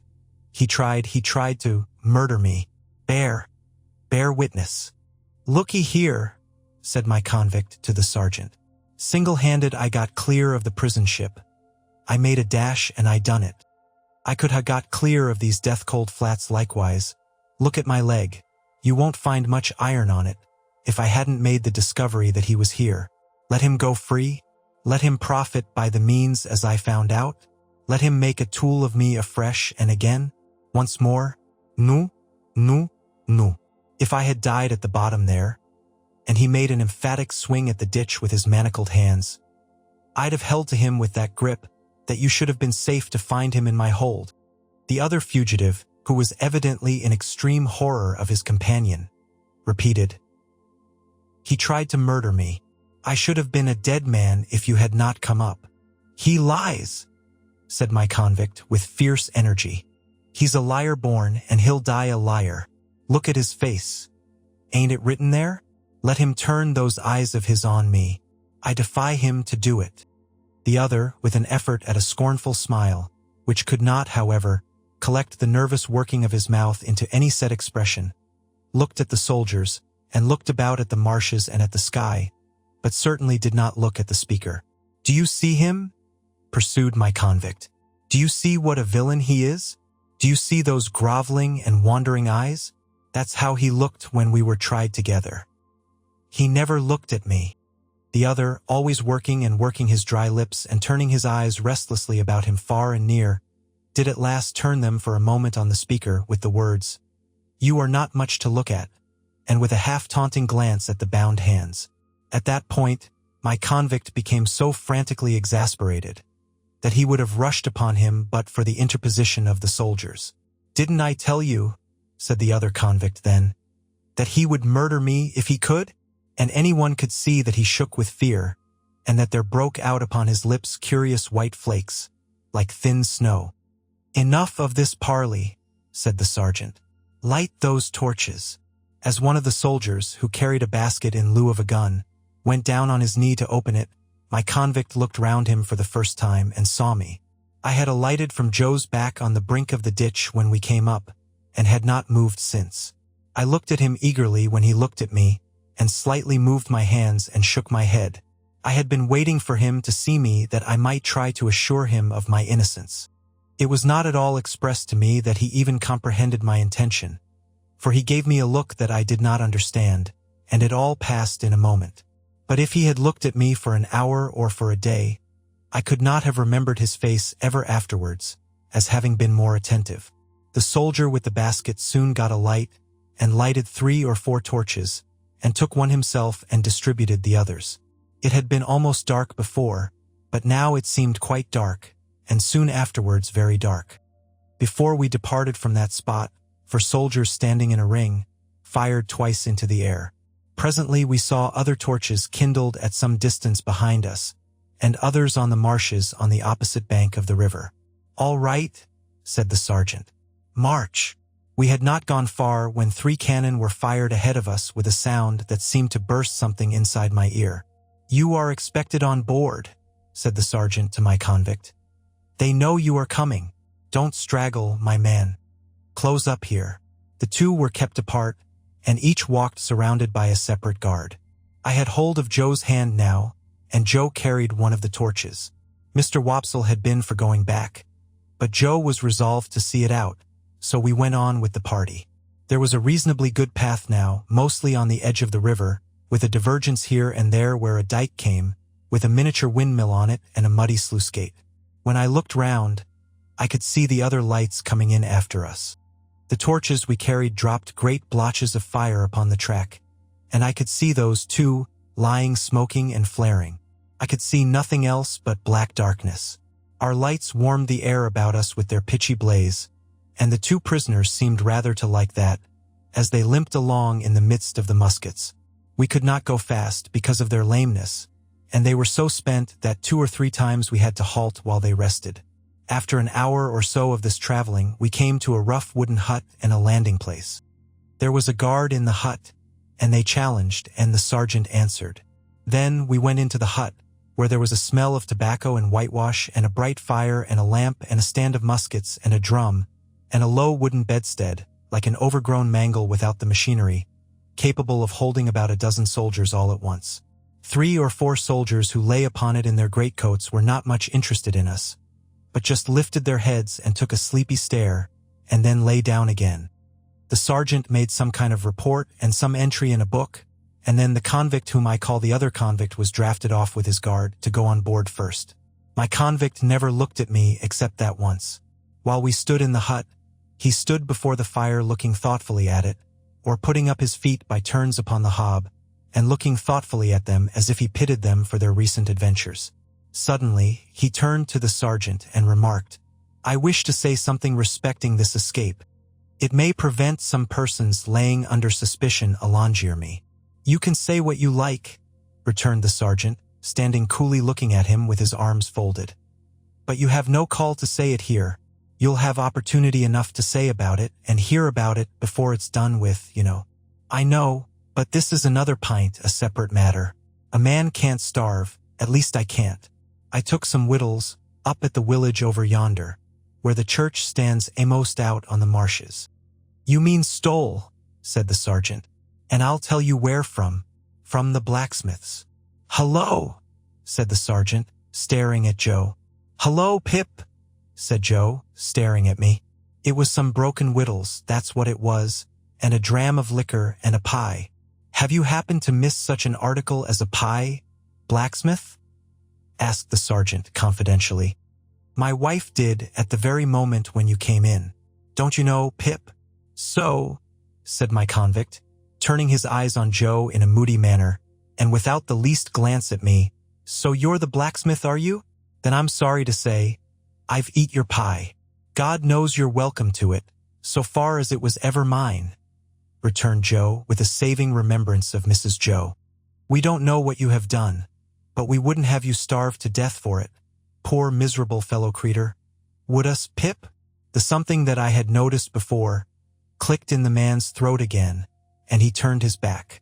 The boat had returned, and his guard were ready, so we followed him to the landing place made of rough stakes and stones, and saw him put into the boat, which was rowed by a crew of convicts like himself. No one seemed surprised to see him, or interested in seeing him, or glad to see him, or sorry to see him, or spoke a word, except that somebody in the boat growled as if to dogs, "Give way, you!" which was the signal for the dip of the oars. By the light of the torches, we saw the black hulk lying out a little way from the mud of the shore, like a wicked Noah's Ark, cribbed and barred and moored by massive rusty chains. The prison ship seemed in my young eyes to be ironed like the prisoners. We saw the boat go alongside, and we saw him taken up the side and disappear. Then, the ends of the torches were flung hissing into the water and went out as if it were all over with him. Chapter 6. My state of mind regarding the pilfering from which I had been so unexpectedly exonerated did not impel me to frank disclosure, but I hope it had some dregs of good at the bottom of it. I do not recall that I felt any tenderness of conscience in reference to Mrs. Joe, when the fear of being found out was lifted off me. But I loved Joe, perhaps for no better reason in those early days than because the dear fellow let me love him, and, as to him, my inner self was not so easily composed. It was much upon my mind, particularly when I first saw him looking about for his file, that I ought to tell Joe the whole truth. Yet I did not, and for the reason that I mistrusted that if I did, he would think me worse than I was. The fear of losing Joe's confidence, and of thenceforth sitting in the chimney corner at night staring drearily at my forever lost companion and friend, tied up my tongue. I morbidly represented to myself that if Joe knew it, I never afterwards could see him at the fireside feeling his fair whisker, without thinking that he was meditating on it. That, if Joe knew it, I never afterwards could see him glance, however casually, at yesterday's meat or pudding when it came on today's table, without thinking that he was debating whether I had been in the pantry. That, if Joe knew it, and at any subsequent period of our joint domestic life remarked that his beer was flat or thick, the conviction that he suspected tar in it would bring a rush of blood to my face. In a word, I was too cowardly to do what I knew to be right, as I had been too cowardly to avoid doing what I knew to be wrong. I had had no intercourse with the world at that time, and I imitated none of its many inhabitants who act in this manner. Quite an untaught genius, I made the discovery of the line of action for myself. As I was sleepy before we were far away from the prison ship, Joe took me on his back again and carried me home. He must have had a tiresome journey of it, for Mr. Wopsle, being knocked up, was in such a very bad temper that if the church had been thrown open, he would probably have excommunicated the whole expedition, beginning with Joe and myself. In his lay capacity, he persisted in sitting down in the damp to such an insane extent that when his coat was taken off to be dried at the kitchen fire, the circumstantial evidence on his trousers would have hanged him, if it had been a capital offense. By that time, I was staggering on the kitchen floor like a little drunkard, through having been newly set upon my feet, and through having been fast asleep, and through waking in the heat and lights and noise of tongues.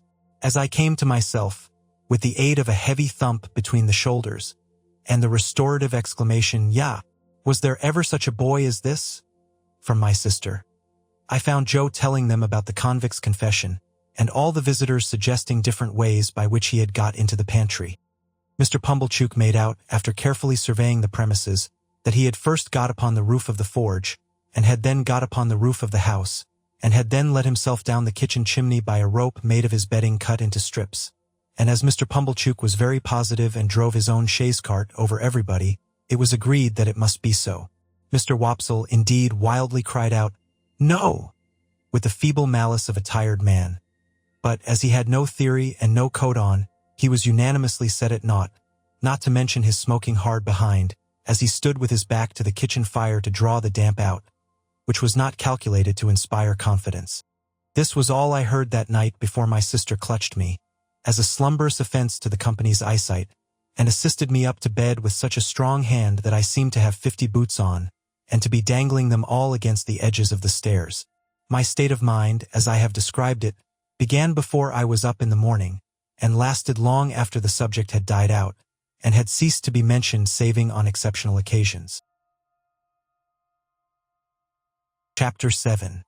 At the time when I stood in the churchyard reading the family tombstones, I had just enough learning to be able to spell them out. My construction even of their simple meaning was not very correct, for I read "wife of the above" as a complimentary reference to my father's exaltation to a better world, and if any one of my deceased relations had been referred to as "below," I have no doubt I should have formed the worst opinions of that member of the family. Neither were my notions of the theological positions to which my catechism bound me at all accurate, for I have a lively remembrance that I supposed my declaration that I was to walk in the same all the days of my life laid me under an obligation always to go through the village from our house in one particular direction, and never to vary it by turning down by the wheelwrights or up by the mill. When I was old enough, I was to be apprenticed to Joe, and until I could assume that dignity I was not to be what Mrs. Joe called pompied, or, as I render it, pampered. Therefore, I was not only odd boy about the forge, but if any neighbor happened to want an extra boy to frighten birds, or pick up stones, or do any such job, I was favored with the employment. In order, however, that our superior position might not be compromised thereby, a money box was kept on the kitchen mantel-shelf, into which it was publicly made known that all my earnings were dropped. I have an impression that they were to be contributed eventually towards the liquidation of the national debt, but I know I had no hope of any personal participation in the treasure. Mr. Wopsle's great-aunt kept an evening school in the village. That is to say, she was a ridiculous old woman of limited means and unlimited infirmity, who used to go to sleep from 6 to 7 every evening, in the society of youth who paid 2 pence per week each, for the improving opportunity of seeing her do it. She rented a small cottage, and Mr. Wopsle had the room upstairs, where we students used to overhear him reading aloud in a most dignified and terrific manner, and occasionally bumping on the ceiling. There was a fiction that Mr. Wopsle examined the scholars once a quarter. What he did on those occasions was to turn up his cuffs, stick up his hair, and give us Mark Antony's oration over the body of Caesar. This was always followed by Collins's Ode on the Passions, wherein I particularly venerated Mr. Wopsle as Revenge throwing his blood-stained sword in thunder down, and taking the war-denouncing trumpet with a withering look. It was not with me then, as it was in later life, when I fell into the society of the passions, and compared them with Collins and Wopsle, rather to the disadvantage of both gentlemen. Mr. Wopsle's great-aunt, besides keeping this educational institution, kept in the same room a little general shop. She had no idea what stock she had or what the price of anything in it was. But there was a little greasy memorandum book kept in a drawer, which served as a catalogue of prices, and by this oracle Biddy arranged all the shop transactions. Biddy was Mr. Wopsle's great-aunt's granddaughter. I confess myself quite unequal to the working out of the problem, what relation she was to Mr. Wopsle. She was an orphan like myself. Like me, too, had been brought up by hand. She was most noticeable, I thought, in respect of her extremities. For her hair always wanted brushing, her hands always wanted washing, and her shoes always wanted mending and pulling up at heel. This description must be received with a weekday limitation. On Sundays, she went to church elaborated. Much of my unassisted self, and more by the help of Biddy than of Mr. Wopsle's great-aunt, I struggled through the alphabet as if it had been a bramble bush, getting considerably worried and scratched by every letter. After that I fell among those thieves, the 9 figures, who seemed every evening to do something new to disguise themselves and baffle recognition. But at last I began, in a purblind groping way, to read, write, and cipher on the very smallest scale. One night I was sitting in the chimney corner with my slate, expending great efforts on the production of a letter to Joe. I think it must have been a full year after our hunt upon the marshes, for it was a long time after, and it was winter and a hard frost. With an alphabet on the hearth at my feet for reference, I contrived in an hour or two to print and smear this epistle. Am I dear Joiope, you are quite well Iope, I shall son be hable for to teach you Jo, and then we shorel be so glad, and when I am printed to you Jowot larks, and believe me nfxnpip. There was no indispensable necessity for my communicating with Joe by letter, inasmuch as he sat beside me and we were alone. But I delivered this written communication, slate and all, with my own hand, and Joe received it as a miracle of erudition. I say, Pip, old chap, cried Joe, opening his blue eyes wide. What a scholar you are, ain't you? I should like to be, said I, glancing at the slate as he held it, with a misgiving that the writing was rather hilly. Why, here's a J, said Joe, and AO equal to anythink. Here's a J and AO, Pip, and a JO, Joe. I had never heard Joe read aloud to any greater extent than this monosyllable, and I had observed at church last Sunday, when I accidentally held our prayer book upside down, that it seemed to suit his convenience quite as well as if it had been all right. Wishing to embrace the present occasion of finding out whether in teaching Joe I should have to begin quite at the beginning, I said, Ah, but read the rest, Joe. The rest, Pip? Said Joe, looking at it with a slow, searching eye. 1, 2, 3. Why, here's 3JS and 3OS and 3JO. Joe's in it, Pip. I leaned over Joe, and, with the aid of my forefinger, read him the whole letter. "Astonishing," said Joe when I had finished. "You are a scholar. How do you spell Gargery, Joe?" I asked him with a modest patronage. "I don't spell it at all," said Joe. "But supposing you did?" "It can't be supposed," said Joe. "Though I'm uncommon fond of reading too." "Are you, Joe?" "Uncommon. Give me," said Joe, "a good book or a good newspaper and sit me down afore a good fire, and I ask no better. Lord," he continued after rubbing his knees a little, "when you do come to a J and a O and says you, 'Here at last is a J-O, Joe,' how interesting reading is." I derived from this that Joe's education, like steam, was yet in its infancy. Pursuing the subject, I inquired, "Didn't you ever go to school, Joe, when you were as little as me?" "No, Pip."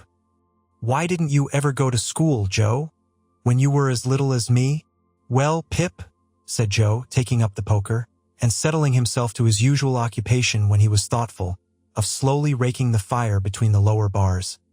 "I'll tell you. My father, Pip, he were given to drink, and when he were overtook with drink, he hammered away at my mother most unmerciful. It were a'most the only hammering he did, indeed, excepting at myself. And he hammered at me with a wigger only to be equalled by the wigger with which he didn't hammer at his anvil. You're a listening and understanding, Pip?" "Yes, Joe." "Consequence, my mother and me, we ran away from my father several times, and then my mother, she'd go out to work, and she'd say, 'Joe,' she'd say, 'now, please God, you shall have some schooling, child,' and she'd put me to school. But my father were that good in his heart that he couldn't bear to be without us. So, he'd come with a most tremendous crowd and make such a row at the doors of the houses where we was, that they used to be obligated to have no more to do with us and to give us up to him. And then he took us home and hammered us. Which, you see, Pip," said Joe, pausing in his meditative raking of the fire, and looking at me, "were a drawback on my learning. Certainly, poor Joe. Though mind you, Pip," said Joe, with a judicial touch or two of the poker on the top bar, "rendering unto all their due, and maintaining equal justice betwixt man and man, my father were that good in his heart, don't you see?" I didn't see, but I didn't say so. "Well," Joe pursued, "somebody must keep the pot a-biling, Pip, or the pot won't bile, don't you know? I saw that and said so. Consequence, my father didn't make objections to my going to work, so I went to work at my present calling, which were his too, if he would have followed it, and I worked tolerable hard, I assure you, Pip. In time I were able to keep him, and I kept him till he went off in a purple leptic fit. And it were my intentions to have had put upon his tombstone that, whatsoever the failings on his part, remember, reader, he were that good in his heart." Joe recited this couplet with such manifest pride and careful perspicuity that I asked him if he had made it himself. "I made it," said Joe. "My own self. I made it in a moment. It was like striking out a horseshoe complete in a single blow. I never was so much surprised in all my life, couldn't credit my own ed, to tell you the truth, hardly believed it were my own edition. As I was saying, Pip, it were my intentions to have had it cut over him. But poetry costs money, cut it how you will, small or large, and it were not done. Not to mention bearers, all the money that could be spared were wanted for my mother. She were in poor health and quite broke. She weren't long of following, poor soul, and her share of peace come round at last." Joe's blue eyes turned a little watery. He rubbed first one of them, and then the other, in a most uncongenial and uncomfortable manner, with a round knob on the top of the poker. "It were but lonesome then," said Joe, "living here alone, and I got acquainted with your sister. Now, Pip," Joe looked firmly at me as if he knew I was not going to agree with him, "your sister is a fine figure of a woman." I could not help looking at the fire in an obvious state of doubt. Whatever family opinions, or whatever the world's opinions, on that subject may be, Pip, your sister is— Joe tapped the top bar with the poker after every word following, "a fine figure of a woman." I could think of nothing better to say than, "I am glad you think so, Joe." "So am I," returned Joe, catching me up. "I am glad I think so, Pip.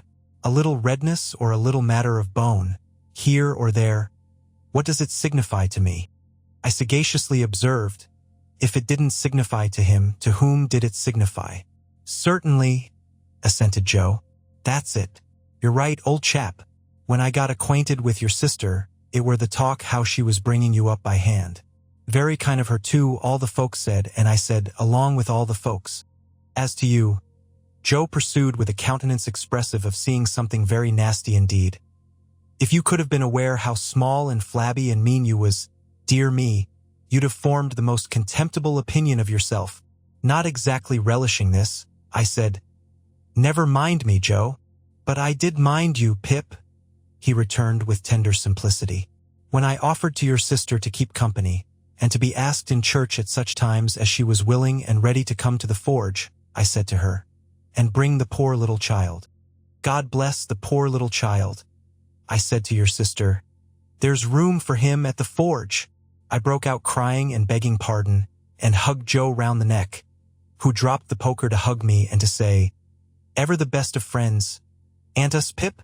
Don't cry, old chap. When this little interruption was over, Joe resumed, well, you see, Pip, and here we are. That's about where it lights. Here we are. Now, when you take me in hand in my learning, Pip, and I tell you beforehand I am awful dull, most awful dull. Mrs. Joe mustn't see too much of what we're up to. It must be done, as I may say, on the sly. And why on the sly? I'll tell you why, Pip. He had taken up the poker again, without which I doubt if he could have proceeded in his demonstration. Your sister is given to government. Given to government, Joe? I was startled, for I had some shadowy idea, and I am afraid I must add hope, that Joe had divorced her in a favor of the Lords of the Admiralty or Treasury. Given to government, said Joe, which I meanter say the government of you and myself. Oh, and she ain't over partial to having scholars on the premises, Joe continued, and in particular would not be over partial to my being a scholar, for fear as I might rise. Like a sort of rebel, don't you see? I was going to retort with an inquiry, and had got as far as why, when Joe stopped me. Stay a bit. I know what you're going to say. Pip, stay a bit. I don't deny that your sister comes the Emogul over us, now and again. I don't deny that she do throw us backfalls, and that she do drop down upon us heavy. At such times as when your sister is on the rampage, Pip. Joe sank his voice to a whisper and glanced at the door. Candor compels Fur to admit that she is a buster. Joe pronounced this word, as if it began with at least 12 capital BS. Why don't I rise? That were your observation when I broke it off, Pip. Yes, Joe. Well, said Joe, passing the poker into his left hand, that he might feel his whisker, and I had no hope of him whenever he took to that placid occupation. Your sister's a mastermind. A mastermind. What's that? I asked in some hope of bringing him to a stand. But Joe was readier with his definition than I had expected, and completely stopped me by arguing circularly, and answering with a fixed look, her. And I ain't a mastermind, Joe resumed, when he had unfixed his look, and got back to his whisker. And last of all, Pip, and this I want to say very serious to you, old chap, I see so much in my poor mother of a woman drudging and slaving and breaking her honest heart and never getting no peace in her mortal days, that I'm dead afeard of going wrong in the way of not doing what's right by a woman, and I'd fur rather of the two go wrong the t'other way, and be a little ill-convenienced myself. I wish it was only me that got put out, Pip. I wish there warn't no tickler for you, old chap. I wish I could take it all on myself. But this is the up and down and straight on it, Pip, and I hope you'll overlook shortcomings. Young as I was, I believe that I dated a new admiration of Joe from that night. We were equals afterwards, as we had been before. But afterwards at quiet times when I sat looking at Joe and thinking about him, I had a new sensation of feeling conscious that I was looking up to Joe in my heart. However, said Joe, rising to replenish the fire, here's the Dutch clock a-working himself up to being equal to strike 8 of 'em, and she's not come home yet. I hope Uncle Pumblechook's mare mayn't have set a forefoot on a piece o' ice and gone down. Mrs. Joe made occasional trips with Uncle Pumblechook on market days to assist him in buying such household stuffs and goods as required a woman's judgment, Uncle Pumblechook being a bachelor and reposing no confidences in his domestic servant. This was market day, and Mrs. Joe was out on one of these expeditions.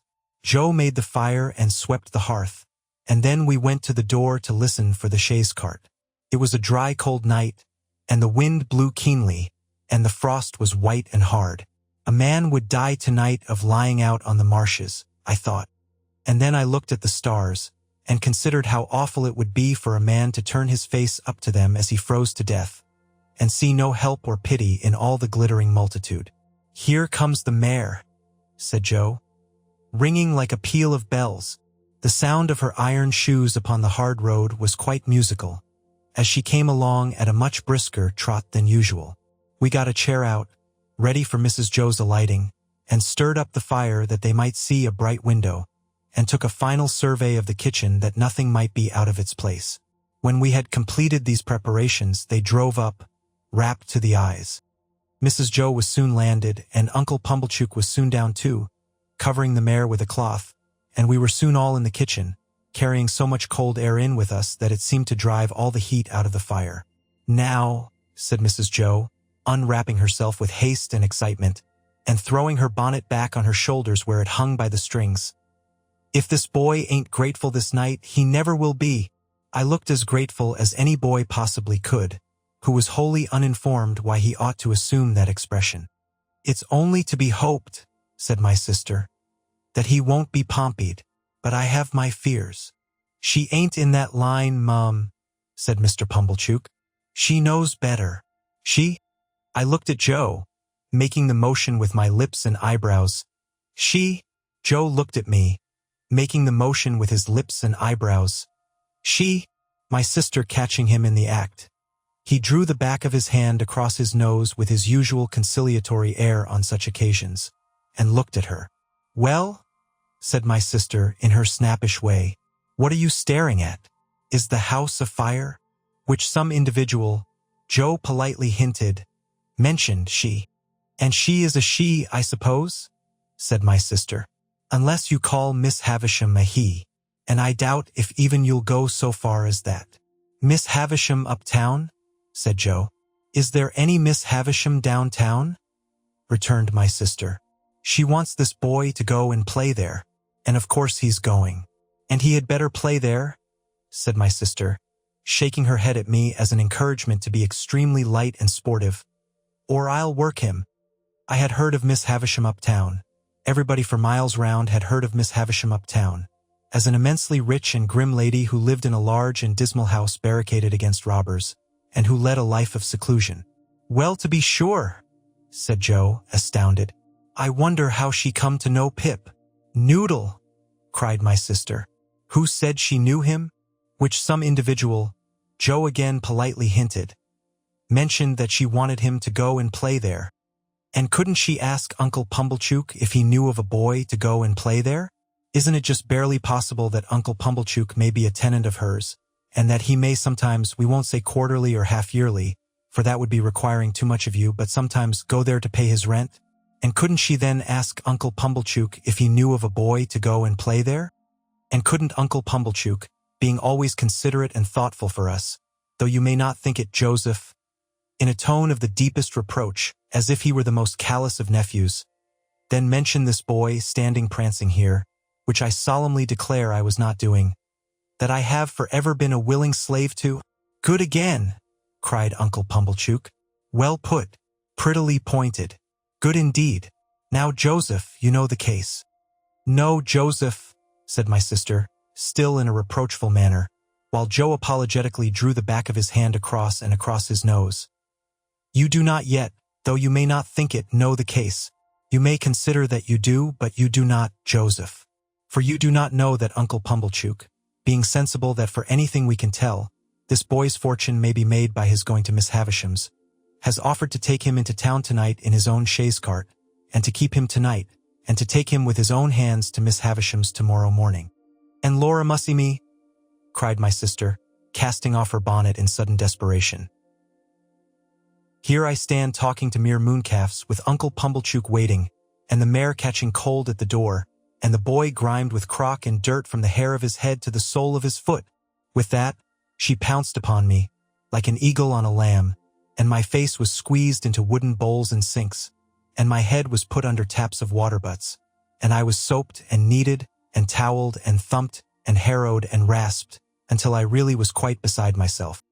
I may here remark that I suppose myself to be better acquainted than any living authority with the ridgy effect of a wedding ring passing unsympathetically over the human countenance. When my ablutions were completed, I was put into clean linen of the stiffest character, like a young penitent into sackcloth, and was trussed up in my tightest and fearfullest suit.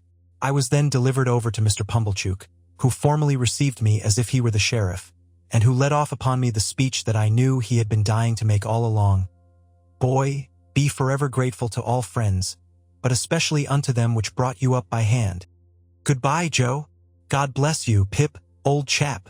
I had never parted from him before, and what with my feelings and what with soapsuds, I could at first see no stars from the chaise cart, but they twinkled out one by one, without throwing any light on the questions why on earth I was going to play at Miss Havisham's, and what on earth I was expected to play at.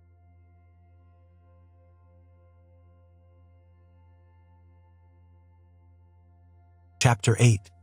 Mr. Pumblechook's premises in the High Street of the market town were of a peppercorny and farinaceous character, as the premises of a corn chandler and seedsman should be. It appeared to me that he must be a very happy man indeed, to have so many little drawers in his shop, and I wondered when I peeped into one or two on the lower tiers, and saw the tied-up brown paper packets inside, whether the flower seeds and bulbs ever wanted of a fine day to break out of those jails and bloom. It was in the early morning after my arrival that I entertained this speculation. On the previous night, I had been sent straight to bed in an attic with a sloping roof, which was so low in the corner where the bedstead was, that I calculated the tiles as being within a foot of my eyebrows. In the same early morning, I discovered a singular affinity between seeds and corduroys. Mr. Pumblechook wore corduroys, and so did his shopman, and somehow there was a general air and flavor about the corduroys so much in the nature of seeds, and a general air and flavor about the seeds so much in the nature of corduroys that I hardly knew which was which.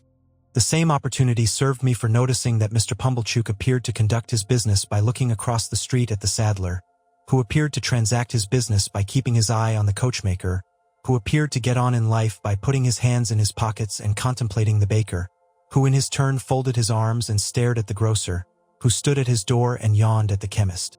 The watchmaker, always poring over a little desk with a magnifying glass at his eye, and always inspected by a group of smock-frocks poring over him through the glass of his shop window, seemed to be about the only person in the High Street whose trade engaged his attention.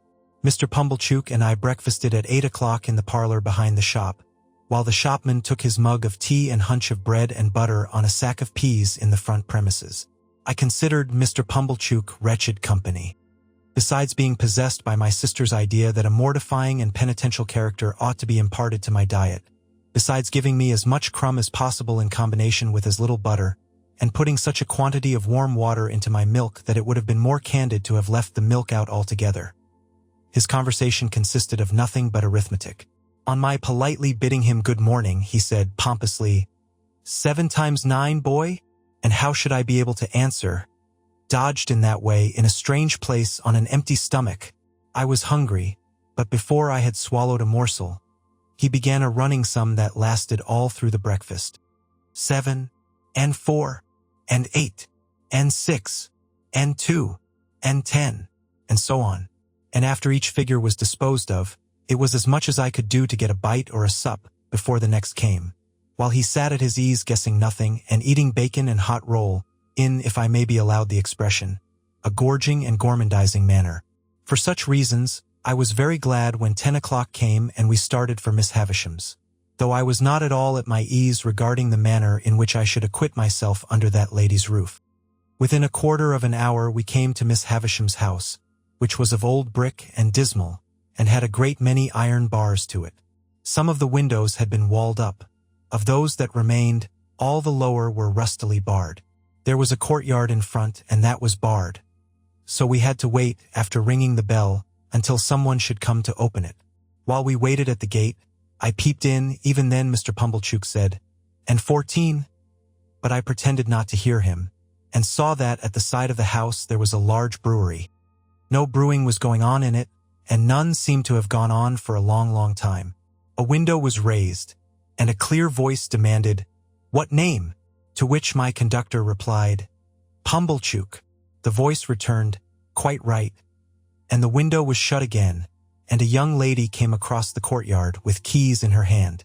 "This," said Mr. Pumblechook, "is Pip." "This is Pip, is it?" returned the young lady, who was very pretty and seemed very proud. "Come in, Pip." Mr. Pumblechook was coming in also, when she stopped him with the gate. "Oh," she said, "did you wish to see Miss Havisham?"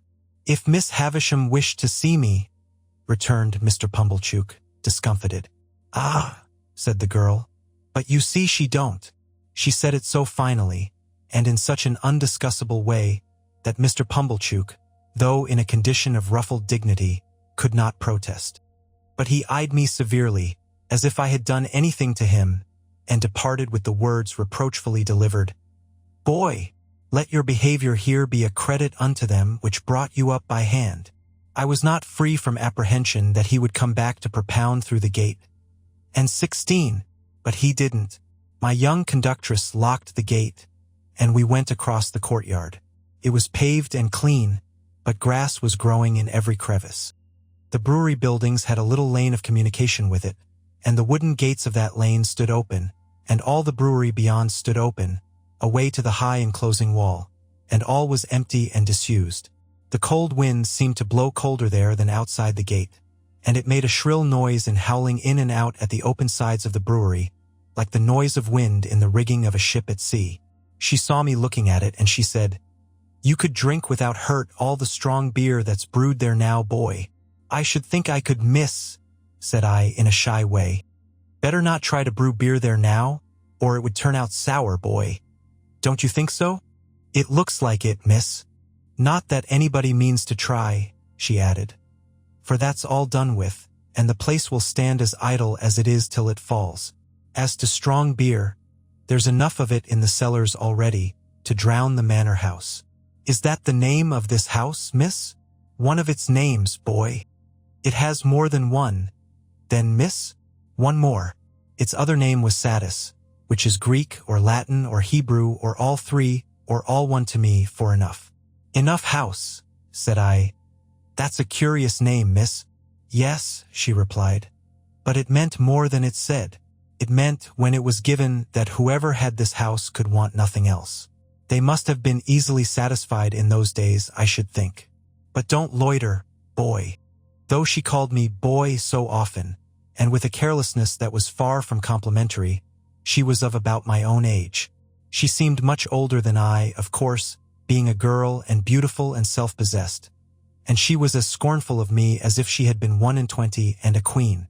We went into the house by a side door. The great front entrance had 2 chains across it outside, and the first thing I noticed was that the passages were all dark and that she had left a candle burning there. She took it up, and we went through more passages and up a staircase, and still it was all dark and only the candle lighted us. At last we came to the door of a room, and she said, "Go in." I answered, more in shyness than politeness, "After you, miss." To this she returned, "Don't be ridiculous, boy.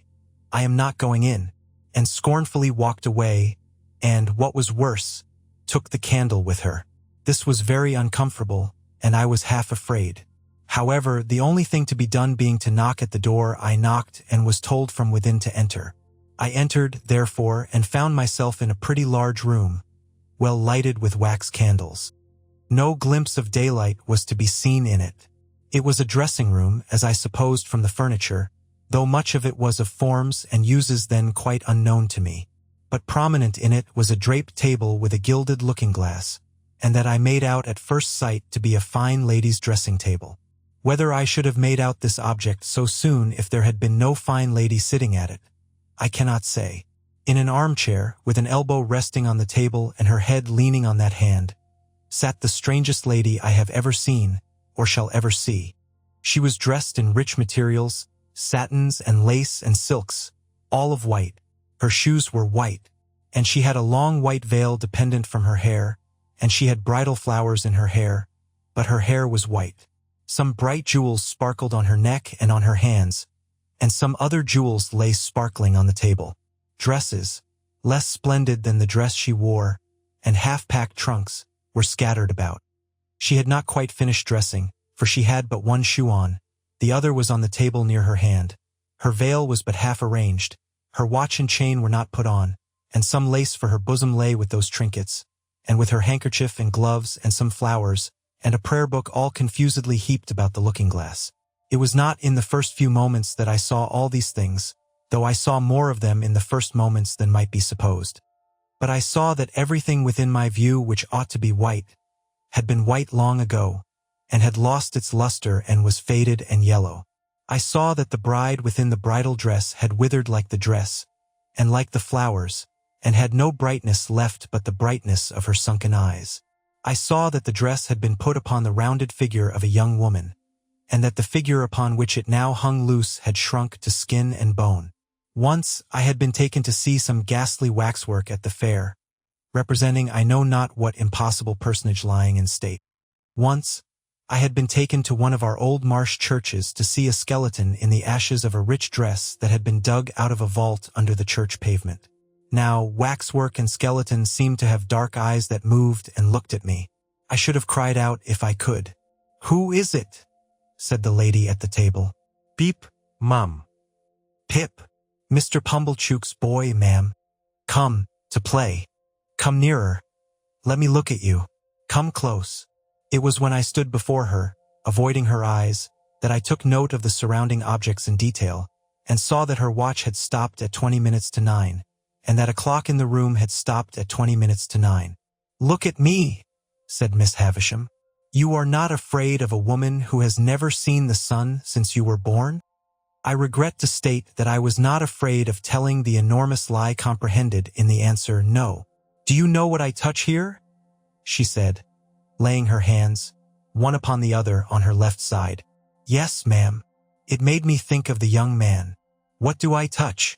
"Your heart. Broken." She uttered the word with an eager look, and with strong emphasis, and with a weird smile that had a kind of boast in it. Afterwards she kept her hands there for a little while, and slowly took them away as if they were heavy. "I am tired," said Miss Havisham. "I want diversion, and I have done with men and women. Play." I think it will be conceded by my most disputatious reader that she could hardly have directed an unfortunate boy to do anything in the wide world more difficult to be done under the circumstances. "I sometimes have sick fancies," she went on, "and I have a sick fancy that I want to see some play. There, there," with an impatient movement of the fingers of her right hand. "Play, play, play." For a moment, with the fear of my sisters working me before my eyes, I had a desperate idea of starting round the room in the assumed character of Mr. Pumblechook's chaise cart. But I felt myself so unequal to the performance that I gave it up, and stood looking at Miss Havisham in what I suppose she took for a dogged manner, inasmuch as she said, when we had taken a good look at each other, "Are you sullen and obstinate?" "No, ma'am. I am very sorry for you, and very sorry I can't play just now. If you complain of me, I shall get into trouble with my sister, so I would do it if I could. But it's so new here, and so strange, and so fine, and melancholy." I stopped, fearing I might say too much, or had already said it, and we took another look at each other. Before she spoke again, she turned her eyes from me, and looked at the dress she wore, and at the dressing table, and finally at herself in the looking-glass. "So new to him," she muttered. "So old to me. So strange to him, so familiar to me. So melancholy to both of us. Call Estella." As she was still looking at the reflection of herself, I thought she was still talking to herself, and kept quiet. "Call Estella?" she repeated, flashing a look at me. "You can do that. Call Estella. At the door." To stand in the dark in a mysterious passage of an unknown house, bawling Estella to a scornful young lady neither visible nor responsive, and feeling it a dreadful liberty so to roar out her name, was almost as bad as playing to order. But she answered at last, and her light came along the dark passage like a star. Miss Havisham beckoned her to come close, and took up a jewel from the table, and tried its effect upon her fair young bosom and against her pretty brown hair. "Your own, one day, my dear, and you will use it well. Let me see you play cards with this boy." "With this boy? Why, he is a common laboring boy." I thought I overheard Miss Havisham answer, only it seemed so unlikely. "Well, you can break his heart." "What do you play, boy?" asked Estella of myself, with the greatest disdain. "Nothing but beggar my neighbor, miss." Beggar him, said Miss Havisham to Estella.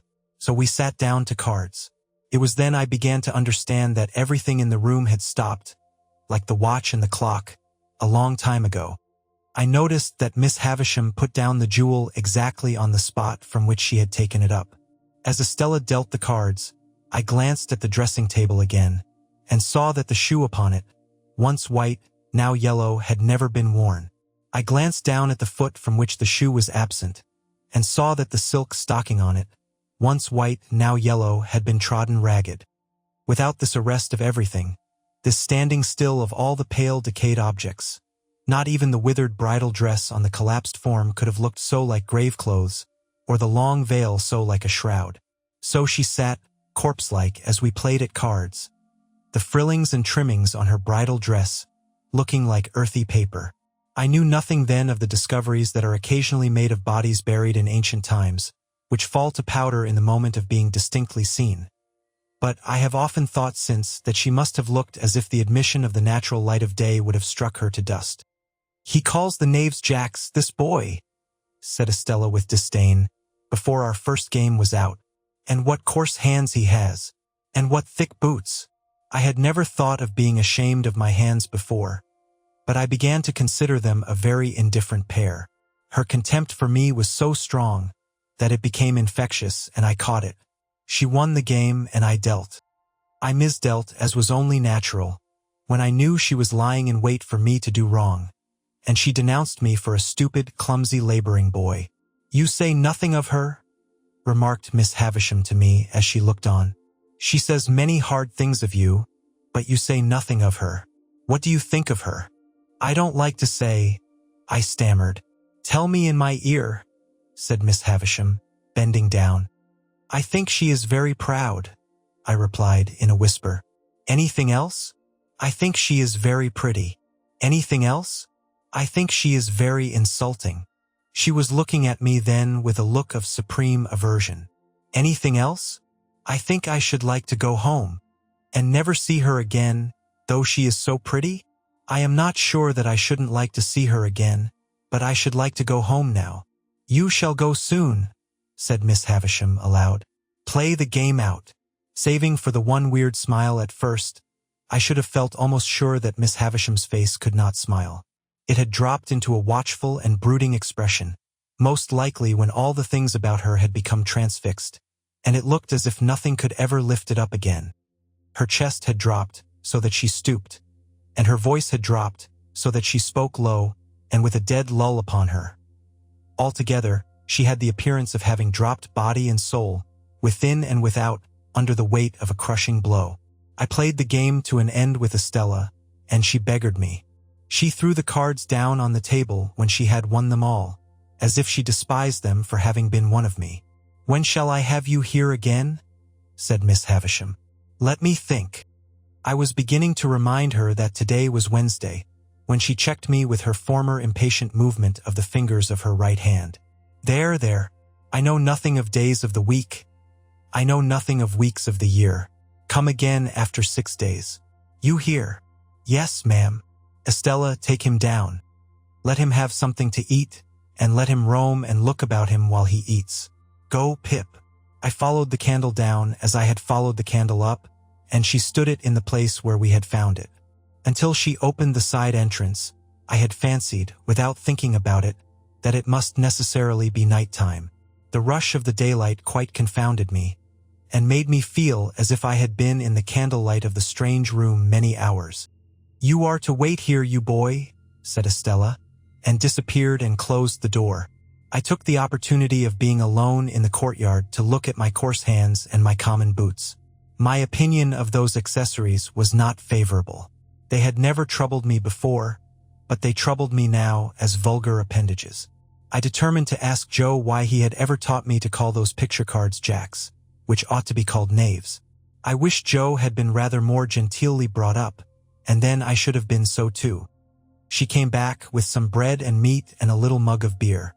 She put the mug down on the stones of the yard, and gave me the bread and meat without looking at me, as insolently as if I were a dog in disgrace. I was so humiliated, hurt, spurned, offended, angry, sorry, I cannot hit upon the right name for the smart, God knows what its name was, that tears started to my eyes. The moment they sprang there, the girl looked at me with a quick delight in having been the cause of them. This gave me power to keep them back and to look at her. So, she gave a contemptuous toss, but with a sense, I thought, of having made too sure that I was so wounded, and left me.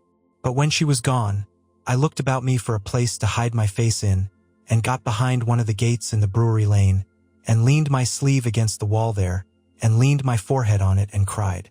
As I cried, I kicked the wall, and took a hard twist at my hair. So bitter were my feelings, and so sharp was the smart without a name, that needed counteraction. My sister's bringing up had made me sensitive. In the little world in which children have their existence whosoever brings them up, there is nothing so finely perceived and so finely felt as injustice. It may be only small injustice that the child can be exposed to, but the child is small and its world is small, and its rocking horse stands as many hands high, according to scale, as a big-boned Irish hunter. Within myself I had sustained, from my babyhood, a perpetual conflict with injustice. I had known, from the time when I could speak, that my sister, in her capricious and violent coercion, was unjust to me. I had cherished a profound conviction that her bringing me up by hand gave her no right to bring me up by jerks. Through all my punishments, disgraces, fasts and vigils and other penitential performances, I had nursed this assurance. And to my communing so much with it in a solitary and unprotected way, I in great part refer the fact that I was morally timid and very sensitive. I got rid of my injured feelings for the time by kicking them into the brewery wall and twisting them out of my hair, and then I smoothed my face with my sleeve and came from behind the gate. The bread and meat were acceptable, and the beer was warming and tingling, and I was soon in spirits to look about me. To be sure, it was a deserted place, down to the pigeon house in the brewery yard, which had been blown crooked on its pole by some high wind, and would have made the pigeons think themselves at sea, if there had been any pigeons there to be rocked by it. But there were no pigeons in the dovecot, no horses in the stable, no pigs in the sty, no malt in the storehouse, no smells of grains and beer in the copper or the vat. All the uses and scents of the brewery might have evaporated with its last reek of smoke. In a by-yard, there was a wilderness of empty casks, which had a certain sour remembrance of better days lingering about them. But it was too sour to be accepted as a sample of the beer that was gone, and in this respect I remember those recluses as being like most others. Behind the furthest end of the brewery was a rank garden with an old wall. Not so high but that I could struggle up and hold on long enough to look over it, and see that the rank garden was the garden of the house, and that it was overgrown with tangled weeds, but that there was a track upon the green and yellow paths, as if someone sometimes walked there, and that Estella was walking away from me even then. But she seemed to be everywhere. For when I yielded to the temptation presented by the casks, and began to walk on them, I saw her walking on them at the end of the yard of casks. She had her back towards me, and held her pretty brown hair spread out in her two hands, and never looked round, and passed out of my view directly. So, in the brewery itself, by which I mean the large paved lofty place in which they used to make the beer, and where the brewing utensils still were, when I first went into it and, rather oppressed by its gloom, stood near the door looking about me, I saw her pass among the extinguished fires, and ascend some light iron stairs, and go out by a gallery high overhead, as if she were going out into the sky. It was in this place, and at this moment, that a strange thing happened to my fancy. I thought it a strange thing then, and I thought it a stranger thing long afterwards. I turned my eyes, a little dimmed by looking up at the frosty light, towards a great wooden beam in a low nook of the building near me on my right hand, and I saw a figure hanging there by the neck. A figure all in yellow white, with but one shoe to the feet, and it hung so that I could see that the faded trimmings of the dress were like earthy paper, and that the face was Miss Havisham's, with a movement going over the whole countenance as if she were trying to call to me. In the terror of seeing the figure, and in the terror of being certain that it had not been there a moment before, I at first ran from it and then ran towards it. And my terror was greatest of all when I found no figure there. Nothing less than the frosty light of the cheerful sky, the sight of people passing beyond the bars of the courtyard gate, and the reviving influence of the rest of the bread and meat and beer would have brought me round. Even with those aids, I might not have come to myself as soon as I did, but that I saw Estella approaching with the keys to let me out. She would have some fair reason for looking down upon me, I thought, if she saw me frightened, and she would have no fair reason. She gave me a triumphant glance in passing me, as if she rejoiced that my hands were so coarse and my boots were so thick, and she opened the gate and stood holding it. I was passing out without looking at her, when she touched me with a taunting hand. "Why don't you cry?" "Because I don't want to." "You do," said she. "You have been crying till you are half blind, and you are near crying again now." She laughed contemptuously, pushed me out, and locked the gate upon me. I went straight to Mr. Pumblechook's, and was immensely relieved to find him not at home. So, leaving word with the shopman on what day I was wanted at Miss Havisham's again, I set off on the 4-mile walk to our forge, pondering as I went along on all I had seen and deeply revolving that I was a common laboring boy, that my hands were coarse, that my boots were thick, that I had fallen into a despicable habit of calling knaves jacks, that I was much more ignorant than I had considered myself last night, and generally that I was low-lived bad way.